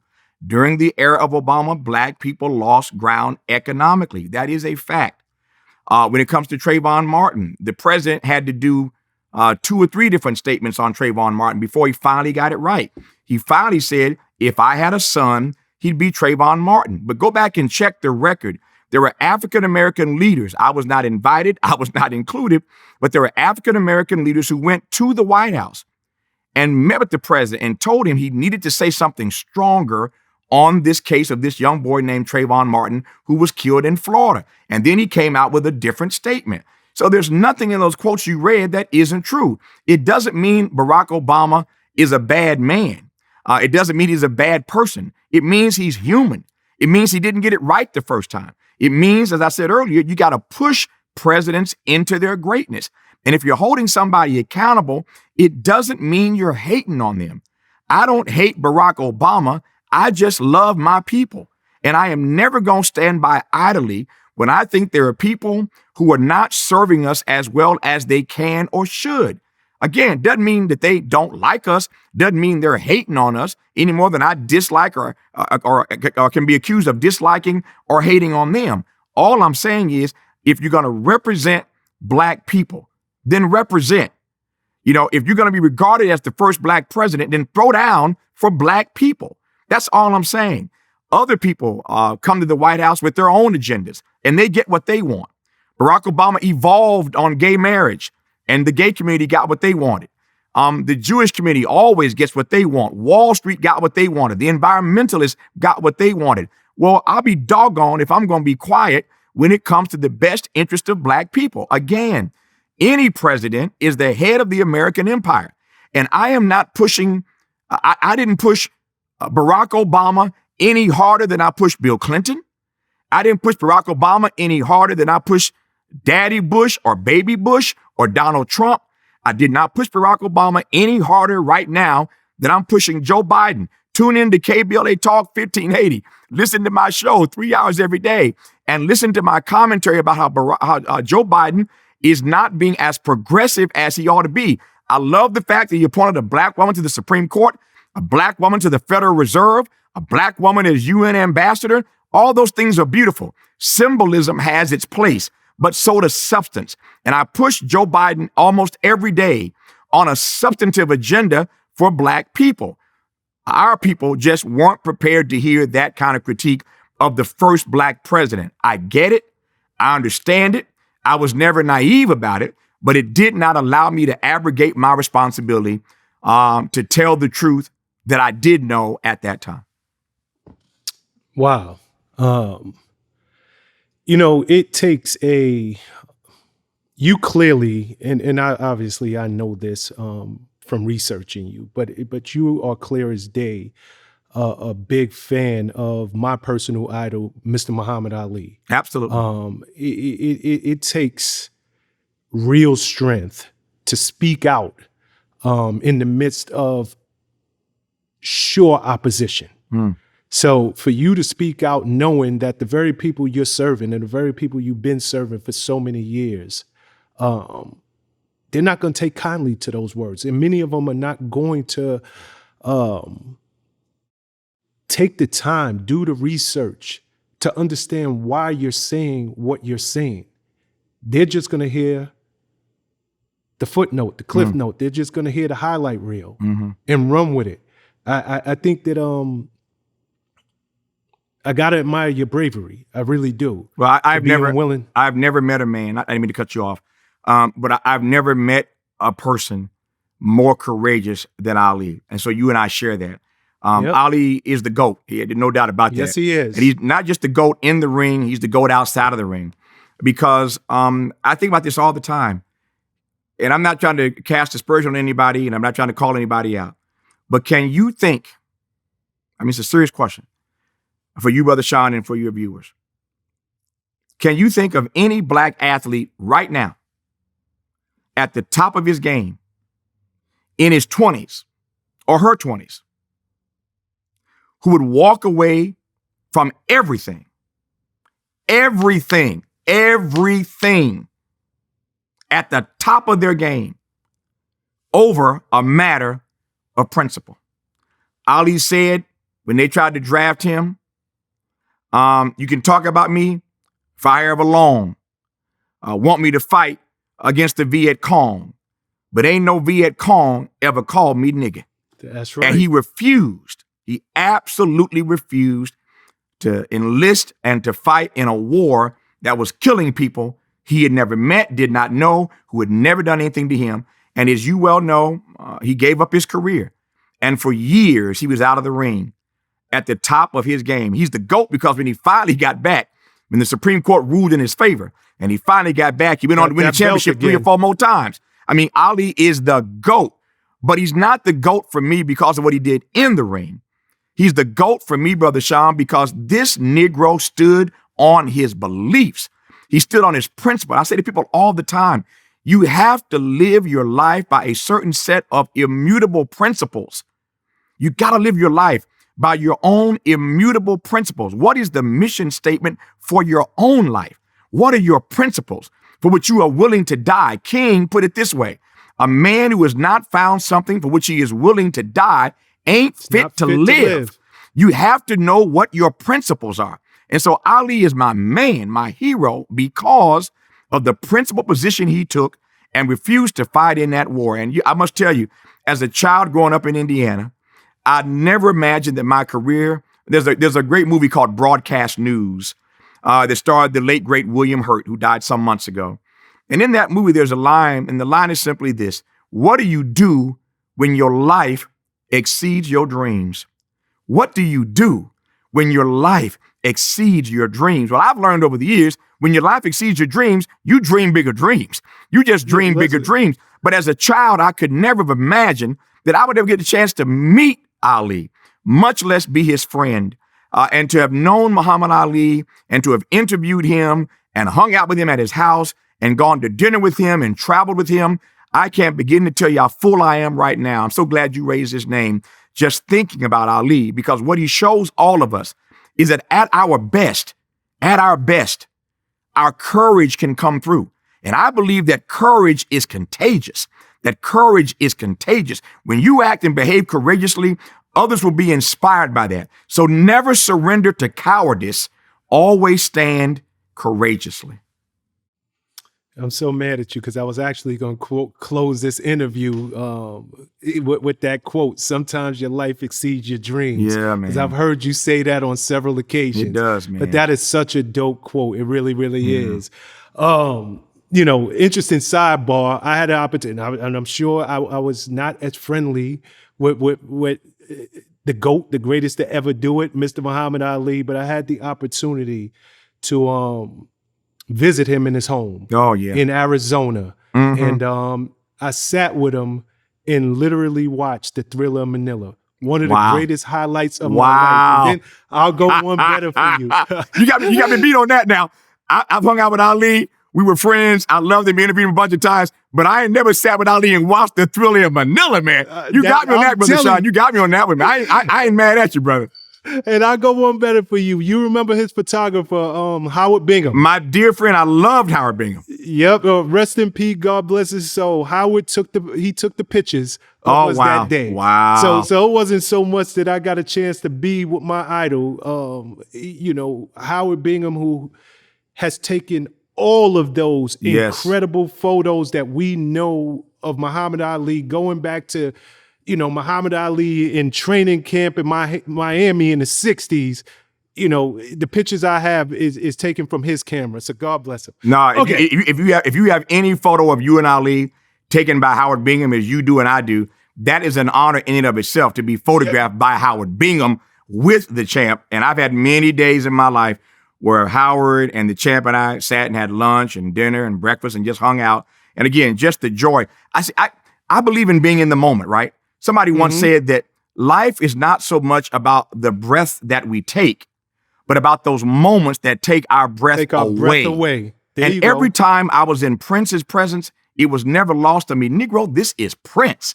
Whenever I'm with Ali, it was never lost to me. This is Ali. And so I try to steep myself in those moments, not be thinking about the next day or the day before. I wanted to be present in those moments with these greats that are now gone. And in my career, I've had a chance to do that with many. but I always try to make sure that I still myself, that I focus myself. When I walk in their presence, I own that moment, because you never know if it's ever going to repeat again. You never know when they're going to go or when you're going to go. So I try to live and be present in those moments. You know, I'm so happy you said that, and I hope and pray that somebody who's listening to this, who is aspiring to do great things, who is aspiring to really go and change their family trajectory. It's so hard, Tavis, to live in the moment. Like when you are trying to achieve great things, you know, you might be here this second, but you are thinking about 3-4 different goals that you have, what you got to do 4 hours from now. So the fact that when you were in the presence of these great people, you had the presence of mind to say, let me just live in this moment. That is much easier said than done. And for anybody who's listening to this, I really think that that's something that you should practice, not just when you're around the presence of great people, but when you're around the presence of people you love, your mother, different people, because you don't know if they're going to be here tomorrow. That's right. You just don't know. Speaking of people who passed away, Michael Jackson, 2009, he passes. I know you had this long-standing relationship with Prince. How did Prince handle the passing of Michael Jackson? It was challenging. When the news came that Michael had passed, Prince was in rehearsal in Chanhassen, outside of Minneapolis at Paisley Park. He was in rehearsal with his band. They were about to play Montreux, the Montreux Jazz Festival. And he and his band were in rehearsal. And when the news came, he closed the rehearsal, ended it abruptly, went to his room, his living space, his quarters at Paisley Park, and just locked himself down. And for days, he wouldn't talk to anybody. He didn't want to see anybody. That thing hit him, and it hit him hard. He locked himself in his room for a few days and just, again, didn't communicate with anybody. He eventually came back out. The band finished rehearsals, and they jumped on the plane to go to Montreux. I was honored that when he played Montreux that year, he called me and he asked me if I would go to Montreux with him. I said, absolutely. And so I hopped on a plane and flew to Montreux and took with me my dear friend Cornel West. And we went to Montreux to hang out with Prince for a few days. And on the night of his big Montreux performance, he killed it as he always does. We went to a little club in Montreux afterwards and did a little after set at this club. And then we went back to his hotel room. He was staying at the presidential suite at the nicest hotel in Montreux. And the presidential suite comes, it's on the top floor of the hotel. And so the entire top of the hotel outside is space that has been appointed in connection with that room. So there are chairs, there are a lounge area, there's an outdoor fire pit. So he had literally the entire top floor of this hotel inside and out. And we get back to the hotel about 2:30, 3 o'clock in the morning from this club. He orders breakfast. We sit there and we eat. And for hours until the sun came up, I'll never forget it as long as I live, Brother Shawn. For hours, we sat there until the sun came up. And all Prince talked about that night was the death of Michael Jackson. And it really wasn't until that night that I realized the ways in which he regarded Michael. Because back in the day, everybody was like, who you with? You got Michael, you with Prince. You with Michael, you with Prince. That's not how Prince saw it. And on that particular night, just sitting, and I value the privacy of our intimate moments. And I would never say things that Prince said to me that should not be said publicly. But that's the one conversation that I wish I had been able to record. Because I can't recall. Really? Because I can't recall. I remember going, because we talked, he talked for hours.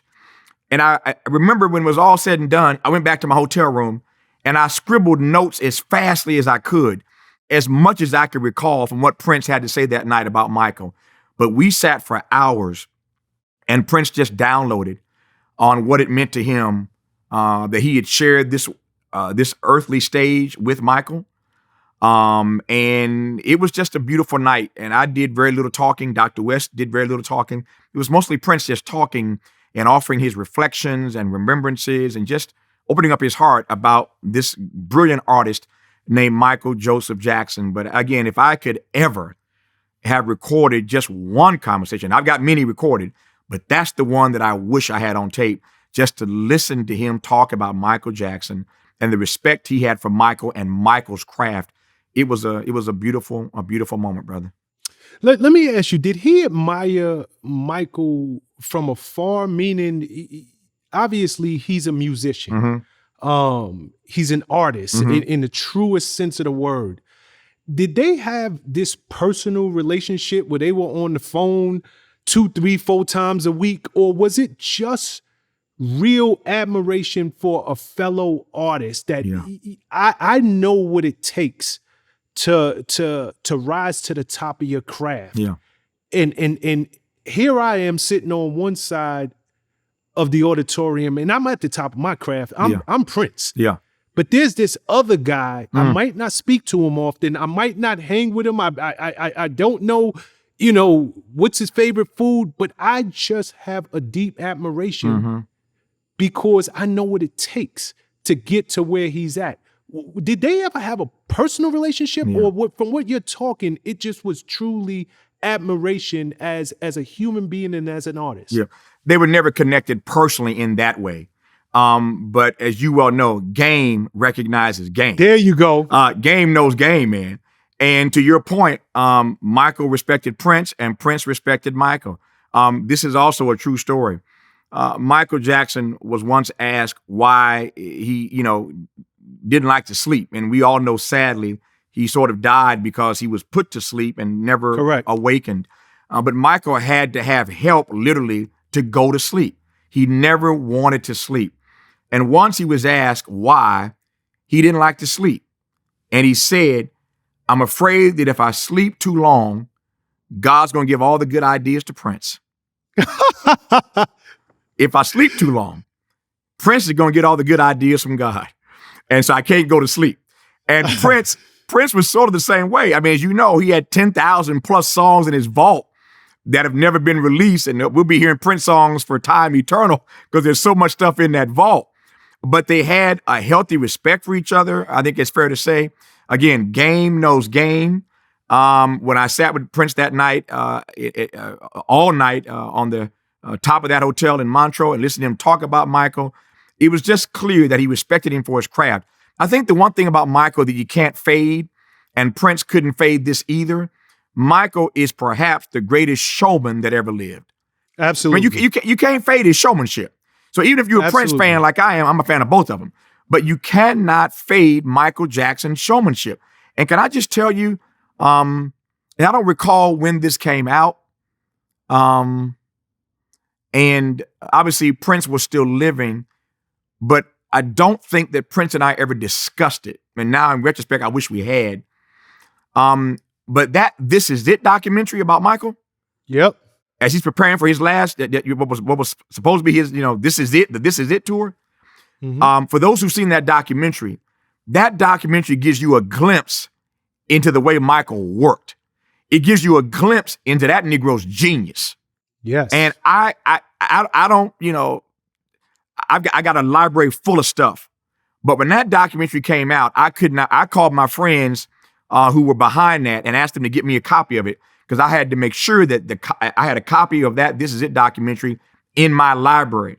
And of all the documentaries that I have, now I love documentaries, I watch them all the time, but I have watched no documentary more than I've watched the This Is It documentary because of the glimpse it gives you into Michael's genius and the way that Negro worked, man, in rehearsal.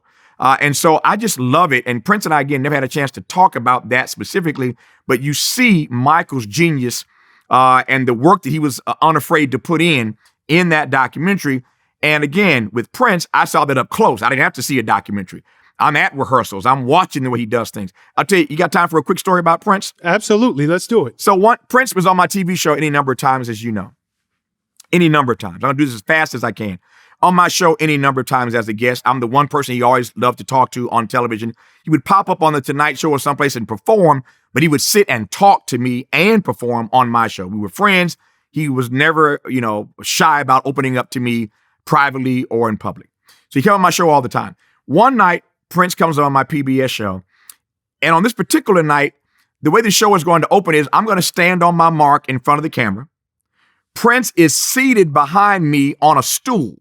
Now, because he was so small and I'm a big guy, Prince is seated on this stool behind me with his acoustic guitar turned straight up so you can't see it. The guitar is hiding behind my back. Prince is hiding on this stool behind my back. And I say, good evening from Los Angeles. I'm Tavis Smiley. Tonight on PBS, Prince. That's all I say. I walk off into the darkness. The light comes up and you see Prince seated on this stool and he's playing his acoustic guitar. Now you can Google that show. It's all over the internet. But I'm telling you, I ain't making this up. You can Google it. So I say good evening from Los Angeles. Tonight, Prince on PBS. I walk off. Prince is on the stool. The light comes up. He starts playing the acoustic guitar. And that's how the show opens. After Prince plays this little riff for about a minute and a half, Brother Shawn, he strums his last note, and then my theme music opens up. Tonight from Los Angeles, it's Tavis Smiley. His guest is Prince. But that's how the show opens. I have to explain that for you to appreciate the point I'm about to make to you. So Prince knows he is going to perform on my show. He knows this is how the show is going to open. He and I have discussed this. He calls me one day and he says, T, it's Prince. I said, hey, Prince, can I ask you a question? Sure, brother. He said, what is the color palette on the back of your set? On your set design? What is the color palette on your set? I'm like, what a strange question. What is the color palette? I said, there's some blues, there's some purples. He said, would you mind sending me the color palette for your set? It just so happened that this particular set was designed by the great tennis player, Venus Williams. Venus and Serena both want to go into design, already are, when their careers are over. So Venus hears I'm doing a new set design and I'm putting out RFPs. Venus calls me one day and says, Tavis, will you please let me design your set? I said, Venus, you ain't done no set designs. Long story short, I let Venus do it. So for the last few years on PBS, the set that you saw me on every night was designed by Venus Williams. All right. So I called Venus and I said, send me the color palette. I get it. I sent it to Prince. All right, done. A couple of days later, Brother Shawn, I get another phone call from Prince. T, it's Prince. How you doing, brother? I'm fine. Question. Can you tell me what note is your theme song recorded in? Your theme music. What note is it in? I said, I think it's a F sharp, but I'm not sure. He said, would you mind having somebody send me the MP3 of your theme music? Whatever you want, Prince. I send him the theme music. So now he's got the color palette for the set and the theme music. Fast forward. We do the show. After the show, Prince says, what are you doing tonight? I said, I got to tape 4 or 5 more shows. He says, let's go to dinner tonight. Fine. I finish my tapings. I meet Prince at the restaurant, as he often did. He done bought the whole restaurant out. The whole place is empty. It's just me and him sitting there in this restaurant having dinner, right? And so over dinner, I said to Prince, Prince, I got to ask you something, man. He said, what? I said, why did you ask me for the color palette to my set design? His answer was, you didn't notice the stool that I was sitting on? And I closed my eyes and I went back to think what stool he was seated on. And I didn't get it. He said to me, go look at the tape. And fast forward, when I saw the tape, I got it. He wanted to know the background colors on my set because he wanted his staff to paint the stool he was sitting on the same colors of my set, so it would blend in. So when you see him sitting there, it looks like he's floating, like he's levitating, because he's painted the stool the color of the background on my set. Only that Negro could come up with that. He wanted it to blend in so it would look seamless to the eye. There wouldn't be a stark contrast, and it would look like he was levitating as he's playing the acoustic guitar. I said, okay, I get it now. Why did you need the theme music? He said, Tavis, I wanted to make sure that I played the song that I sang that night in the same key as your theme song. Because once I strummed my last note, I didn't want the listener to have a cognitive dissonance between shifting from one note to another note. It's not good for the ear. I said, Negro, you're killing me. You're killing me. You're killing me. Wow. But only somebody of that level of genius would spend the time focusing on that kind of detail to make sure the stool was painted the right color, that he played the song in the right key so that your ear wouldn't hear the dissonance when my theme music started. So he strums his last note, boom, and my theme music in the same key starts. That is a genius. That's a guy that pays attention to detail, and that's what Michael and Prince respected about each other. Attention to detail. That's what makes geniuses. Oh man, you see, you taking words right, because you went into your Prince story right after Michael, and you focus so much on the work ethic with Mike. Yes, work ethic is only one part of it. People can get to the top. Yep, but staying on top is the hard part. That's right. That's right. You're preaching, man. In order to stay, the ones who really do amazing and incredible, they focus on the detail. Mm-hmm. There's no detail that is too small. So when you were telling that story about Prince, I knew exactly where you were going because it's always in the detail. Most people think, no problem. Nobody's going to notice this. That's right. You notice. It's always in the detail. But I want to talk about, and I got a little bit more to go. If I got you time for just a little bit longer. Sure. I'm starting to sweat, but I'm here with you though. I remember these lights are getting hot, but until I can't take it no more, keep going, brother. Okay. 2009, Time Magazine, they add you as one of the 100 most influential people in the world. Not one of the most influential African-American people in the world, not as one of the most influential people in America, in the world. So I gotta ask you, what do you do when you get honors like this and your life exceeds your dreams? Because coming from where you came from, did you even dream that one day I could be on a list with 99 other people who are considered the most influential people on planet Earth? Yeah.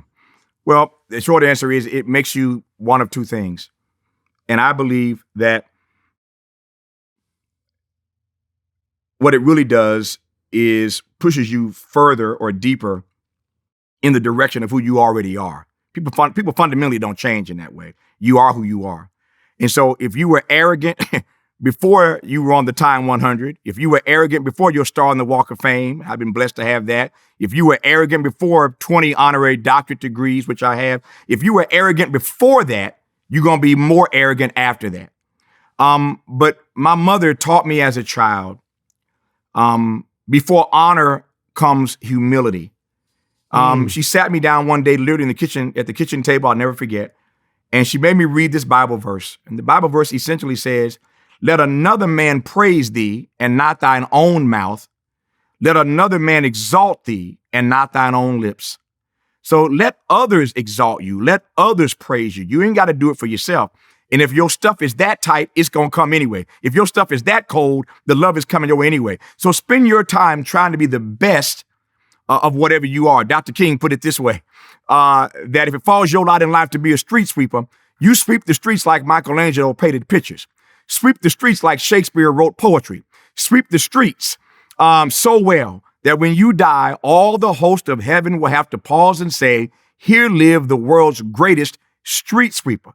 Whatever you do in life, King said, you should do your work so well that the dead, the living, or the unborn couldn't do it any better. That's a tall order, brother, to do your work so well that the dead, the living, or the unborn couldn't do it any better. That's what King told us to do. So I focus on doing the work.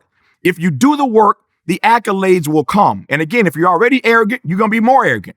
But if you're trying to live a life of humility, it just makes you more humble. So when the time honor comes, or the star on the Walk of Fame, or the honorary degrees, or all the other stuff that I've been blessed to achieve or receive, I should say, in my career, what it does is it forces me to be more humble, because honor, humility rather, comes before honor. Wow, well said, well said. The there's so many great things that have happened along your career, and we've discussed some of the controversial things. I know that you and Dr. Cornel West, good friend of yours, you Yes. guys shared a show together on your PRI program. He's been another one very outspoken about former President Barack Obama. Yes. How do you handle when you get such harsh criticism? Because I know in particular, Steve Harvey, he came out, and I want to read a quote from Steve. He came out and he said, Tavis Smiley and Cornel West, he called you both Uncle Toms. I was a huge fan of Cornel West, but Tavis, I seen him coming a mile away. His anger started when he had his town hall meeting with President Barack Obama. He couldn't come because he was on the campaign trail, and he said, Miss Obama. He's held a grudge ever since. You don't have to go as deep into Barack not showing up, but I'm just wondering about the criticism, the harsh criticism, not just by regular people, but Steve Harvey, you speak about you working and having this many jobs, working like a Jamaican. That's another person who has a huge platform, and you can't turn on the TV or on the radio without hearing this man's voice or seeing his likeness. Is it difficult for you when you go home at night and know, damn, like they coming at me, and it's not where I can ignore it? It's not just a random person putting up a post on Instagram or social media. This is Steve Harvey, and he has the platform to be heard. Well, a few things very quick. One, you can't ignore it. Number two, how do I process it? It hurts. I am not human and divine. I'm just human. As I said earlier in this conversation, we all want to be loved, respected, acknowledged, and affirmed. And I'm no different. And so when people push back against you, it hurts. What I do caution people against when they critique others is to make sure you got your facts right. And in that instance, with all due respect, Steve had his facts wrong. Those were not the facts of what happened. I'm not going to detour and get into that now. It's not worth the time. But his facts were wrong, number one. Number two, as I said earlier in this conversation, we can disagree without being disagreeable. And I have very little respect for people who can't offer a critique of me without engaging in the name calling. I don't ever think it has to devolve into name calling. I will say to Steve's credit, and there were people who pushed him to do this. I'm telling you not what I heard, but what I know, including some of his sponsors. Steve eventually apologized for calling Cornel West and me Uncle Toms. So I want to give him his credit and his props for that. He did eventually apologize for calling us Uncle Toms. And again, I don't want to act like he didn't. And I appreciate Steve for apologizing for calling us Uncle Toms. And the name didn't fit anyway. If you know what Uncle Tom is, it didn't fit Cornel West to me to begin with. He could have called us another name, but that was the wrong name to call us. And I've been called many names in my life, but that was the wrong one. So he apologized for that. But beyond that, I have a First Amendment right to free speech, Shawn.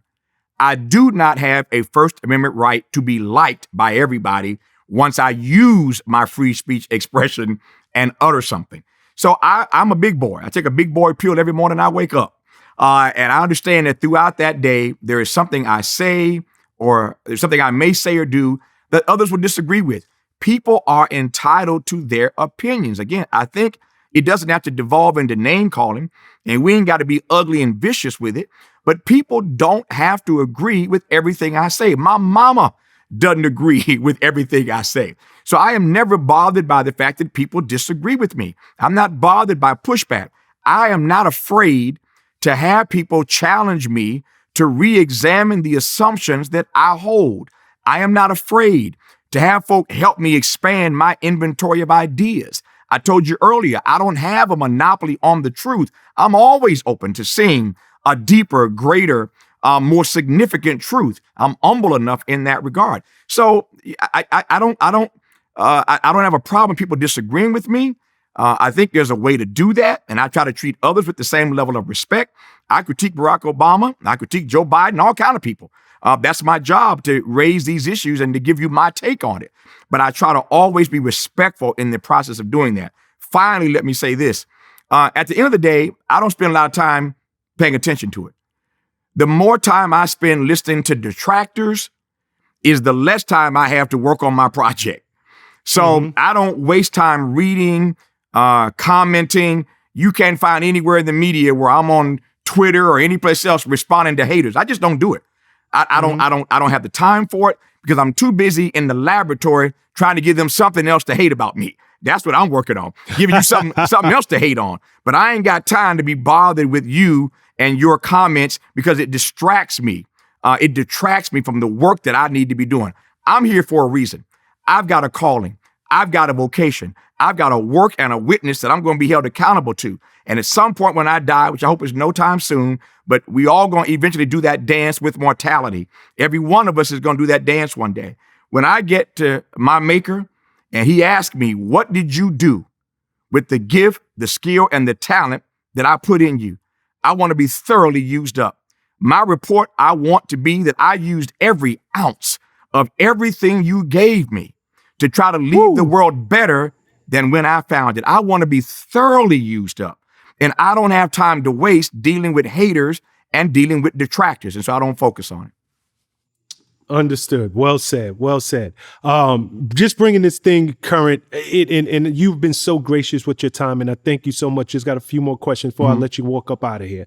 I got to ask you, your good friend Prince, 2016, he passes. Yeah. How bad did you take it?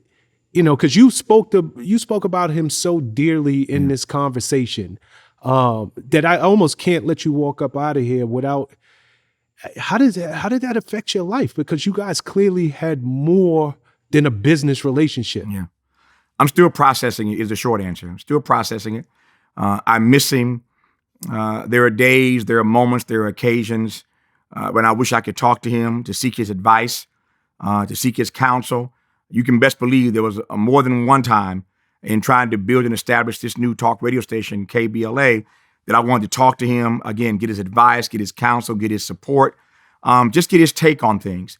It was Prince who got me thinking about buying this radio station, which, as you mentioned earlier, is the first and only Black-owned talk radio station west of the Mississippi. There are only four, only four Black-owned talk stations in this entire country. Now think about how big talk radio is.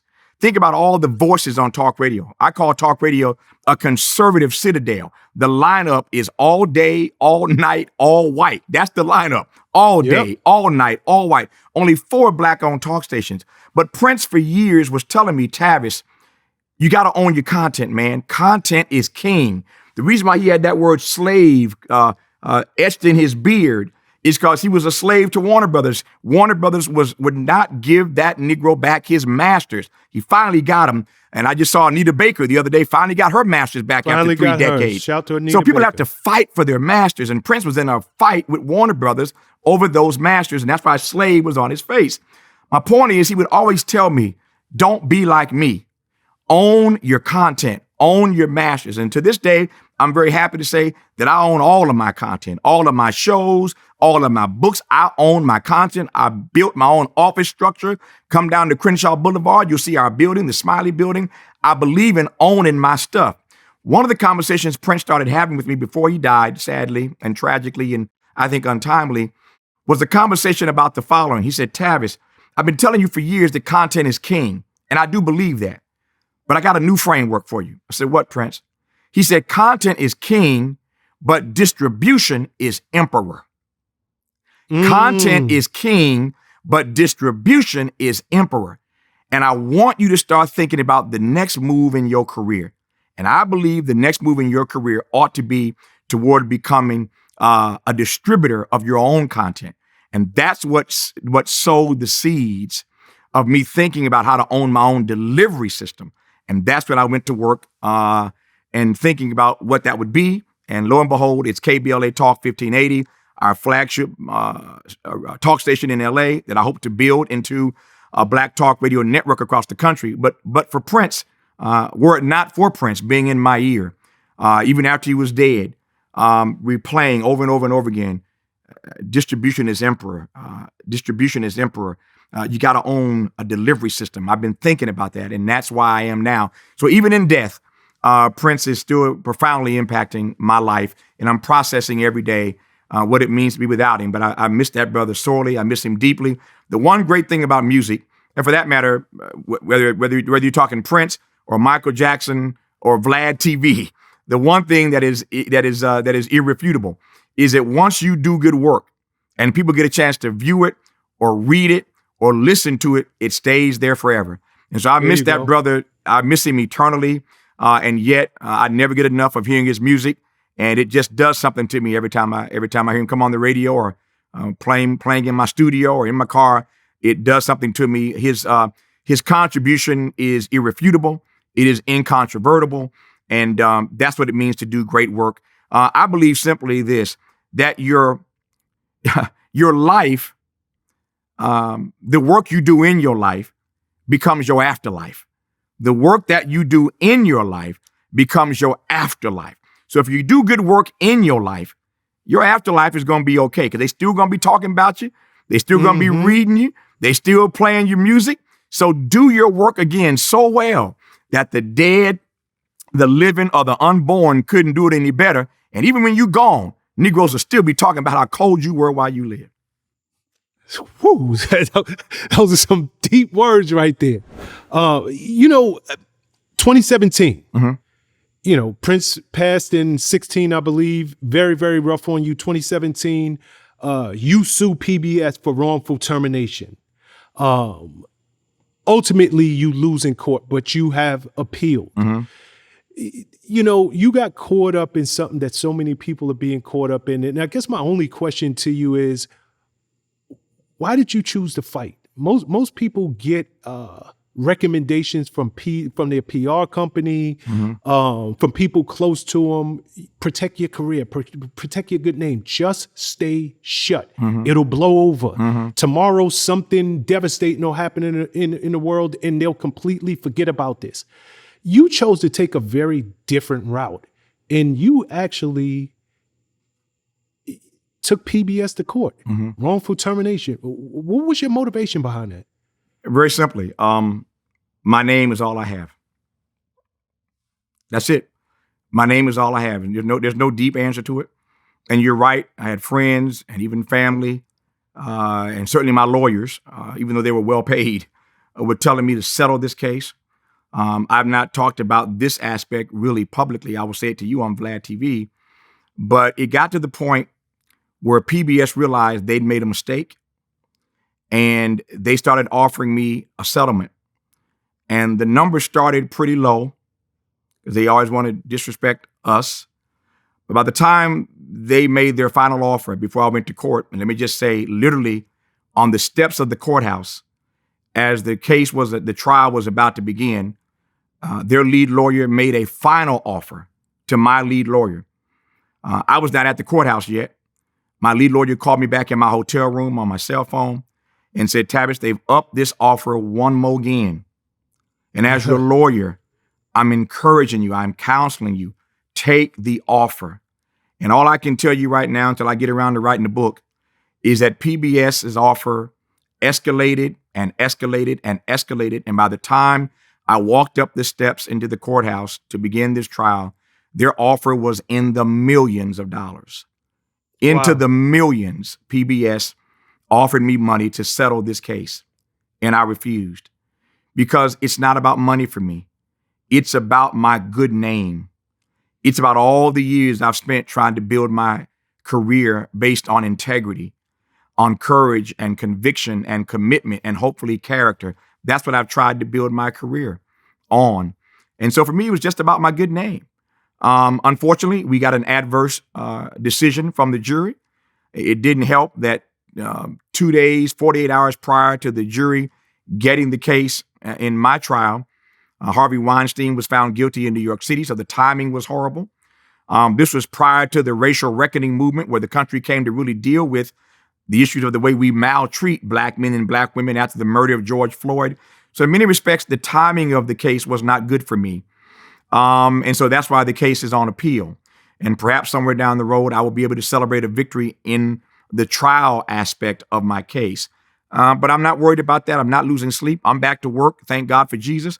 I'm back on my feet. I'm back in the ring. I'm doing what I've always done. And I'm humbled by it. I'm humbled by it every day that I've been able to be the one man that came out of that, who got back on his feet and didn't come back. And I'm not hating on podcasts, but I didn't come back with a podcast. We came back with ownership. Prince pushed me in that direction. So I'm humbled and grateful to be back on my feet. But my reputation, my name means every single thing to me. That's really all we have is our name.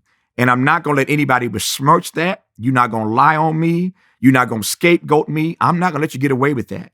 And so that's why I sued. And we will see in the coming months or years, these appeals take years sometimes. We'll see if in the coming months and years I win on appeal.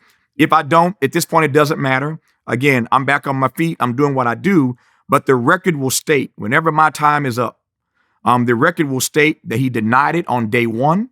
He fought it on day 2. And every other day of his life, he fought it. I'm not going to cop to something that I didn't do. Just not going to do it. And so that's why I fought, because my name means more to me than anything in the world. There's a Bible verse that says a good name is rather to be preferred than great riches. A good name is rather to be preferred than great riches. And so my name is more to me than all the money in the world. And that's why I turned down their millions and went to court to fight them. Amen. Amen to that. Okay. It's been 4 long years. You back in the game. Yeah. Heavy. Yeah. You didn't come back as a player. You came back as an owner. You bought what so many people know as the music station K-Day. Yeah. You bought that and turned it to KBLA, talk radio. For some, I mean, I've read a couple of numbers out here, but this is mad money. I mean, we talking $10 million is something that you were able to purchase this station for. How does it feel being back in front of that microphone every day? Yeah. You spoke about the ownership. So I understand where you were even given that idea, where that seed was planted for you, but this is just something you love to do. Share your opinion, share your thoughts, share your wisdom. Being back in front of that microphone every single day, but now on your terms, on your station, the only Black owned and operated station on this side of the Mississippi. How does that feel for you? We are the only, Black-owned talk station. Stevie Wonder, of course, owns KGLH 102.3. My friend Stevie here in LA. But there are almost 200 radio stations in LA. And now just 2 African-American owned and operated with Stevie and us. And again, nothing west of Mississippi but us. Only 3 other Black-owned talk stations in the whole country. So it's rarefied air, number one. And of all the things I've done in my career, I'm not going to lie, it is, Brother Shawn, the heaviest lift I've ever had. It's a heavy, heavy, heavy lift. Really? But I'm grateful. As I said to a friend of mine the other day, he said, "How you doing?" I said, "Man, I'm fighting lions with a switch, but I'm doing it successfully. I'm fighting lions with a switch, but I'm doing it successfully." And as my friends know, if you ever see me in a fight with a bear, you better help the bear. As a matter of fact, you can pour honey all over me, and you still better help the bear. I say that with humility. My point is, though, I'm a fighter. I don't give up. I don't give in. And I don't believe in starting fights, but I don't run from them, right? So if I find myself in a fight, I'm in it to win it. And so I'm grateful to be back in the ring. And what it feels like every day is just gratitude. I believe that gratitude, Brother Shawn, is the gateway to greatness. That's what I believe, that gratitude is the gateway to greatness. Never in my life, for as long as I live, will I ever be puffed up, pat myself on the back, stick my chest out. It ain't about that. Because as I said, the fact that I was allowed to get back in the game says to me that God smiled on me and that I had the favor of God. Not that others don't, but that he favored me. And of all the men who went through what I went through in that era, I'm the one that got back on his feet. I'm the one that got back in the ring. And I'm a Black man, as you could obviously tell. And I was still the one that was allowed to get back in the game. And so I'm grateful every day. I am humbled every day. I'm more committed now to my people than ever before. And because I know now what it means to be lied on, because I know what it means to be railroaded, because I know what it means to be run out of town, as it were, I will never, God knows I mean every word of this, I will never, ever, and I don't want to get emotional, but I will never, ever sit idly by and watch any Black person I know have the system come for them and not do everything I can in my life with my platform to help them, to defend them, because I know what it feels like to go through that. And so I'm committed to not just building and growing this station, but if you Black and you in a fight and they coming for you, whether you invite me or not, I might just show up and be on the front line right next to you, because I know what it feels like to go through that, and nobody should fight this fight alone. It's hard enough to be Black as it is. Somebody said there are no good times to be Black in America, and sometimes are worse than others. But when they come for you, I know what that feels like. And so I'm committed the rest of my life to stand with those who are trying to do the right thing and trying to say the right thing and trying to love and serve their own people. And let me just be clear. The more you love Black people, the closer you are to a cross, man. They will crucify you. They will crucify you just because you love your people so much. And I've seen that happen. It happened to Paul Robeson all throughout history. There's so many African Americans who they went for. They came for them just because they were truth tellers and because they loved their people so much. And I think in some ways that's why they came for me, because I was never going to shut up on PBS or anywhere else. Any platform I had or have, I will always use to advance the causes of my own people. So that may be one of the reasons they came for me. I don't know. It doesn't matter now. The beat goes on, as the whispers say, and I'm just trying to keep it moving every day, brother. You know, you said that's one of the reasons why they may have come for you, but you'll probably understand where I'm coming from when I say this. When we're going through our darkest times, you have absolutely gone through some very difficult times over the last 4 or 5 years. But the one thing I know for sure is God does his best work in the dark. He really, really does. Yes, he does. And you going through that, one way to look at it is you were chosen. God knew on the other side there was this KBLA deal that you were going to put together. He also knew that you would be so motivated. If you weren't motivated before to fight for your people, you would be so motivated that if you ever seen any other person of color being railroaded, everything that they've worked for being taken against them, you were going to use your platform to speak out against it. So sometimes when we go through things, it's not that we're being punished in any way. See, we can't see that far down the road, or we be God. Sometimes you're just chosen. And in your case, now owning KBLA and having this new motivation, I truly believe that you were chosen. Before I let you out of here, we got a question from one of our YouTube members, Mary Jane Burns. She asked, what do you think if Kamala Harris takes over as president? I think that right now things aren't going in her favor, as it were, regarding her vice presidency. She's had a difficult time. Her poll numbers have not been good. And I think in some ways the Biden administration hasn't given her the kind of portfolio that I think that she really ought to have to show what she can do. But she's there, and Joe Biden chose her. And the most important thing about being vice president is that you got to be able to step into the shoes of the president if anything were to happen. I pray nothing happens to Joe Biden. I pray he'll be allowed to serve out this term. My sense is whether he chooses to run for a second term or not, there may be those who run against him. He may be primary. There may be another Democrat who runs against him. There's a growing chorus of people who think that he should step aside at this age, and he's a great guy, but he's lost a step or two. You can't deny that. He's lost a step or two. It's like Ali later in the career, right? You lose a step or two, man. And so there are those who are calling for him to step aside. That's his choice. It's not my choice. It's not our choice. It's not Kamala's choice. It's the president's choice. But I think that if he steps aside, there'll be a lot of Democrats that run for that office. And I think that Kamala Harris will certainly throw her name in the hat.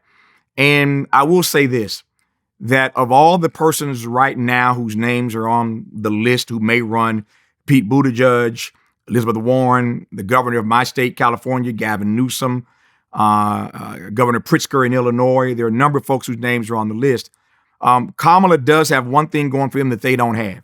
The polls right now still indicate that up against anybody else who may run, she has the base of the Black community. And as you well know, the Black community is the base of the Democratic Party. So I'm not suggesting that the office is hers. It ain't gonna be handed to her. It ain't gonna be given to her. If there's a race, a lot of folk are gonna run, and she got to acquit herself and win that nomination. But she does at least start the race with the support of the Black community. She has that wind at her back. And so we'll see what happens in the years to come. But I wish Kamala Harris, Vice President Harris, the best. Tavis, I truly enjoyed sitting down with you, brother. This has been everything I thought it would be and more. I respect you. I definitely respect your candor and so many gems you dropped in this interview. So much knowledge and wisdom that came through in your words.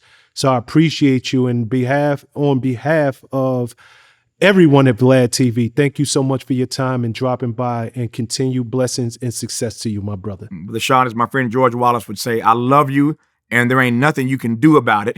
Thank you for having me on your program. I appreciate VladTV, brother.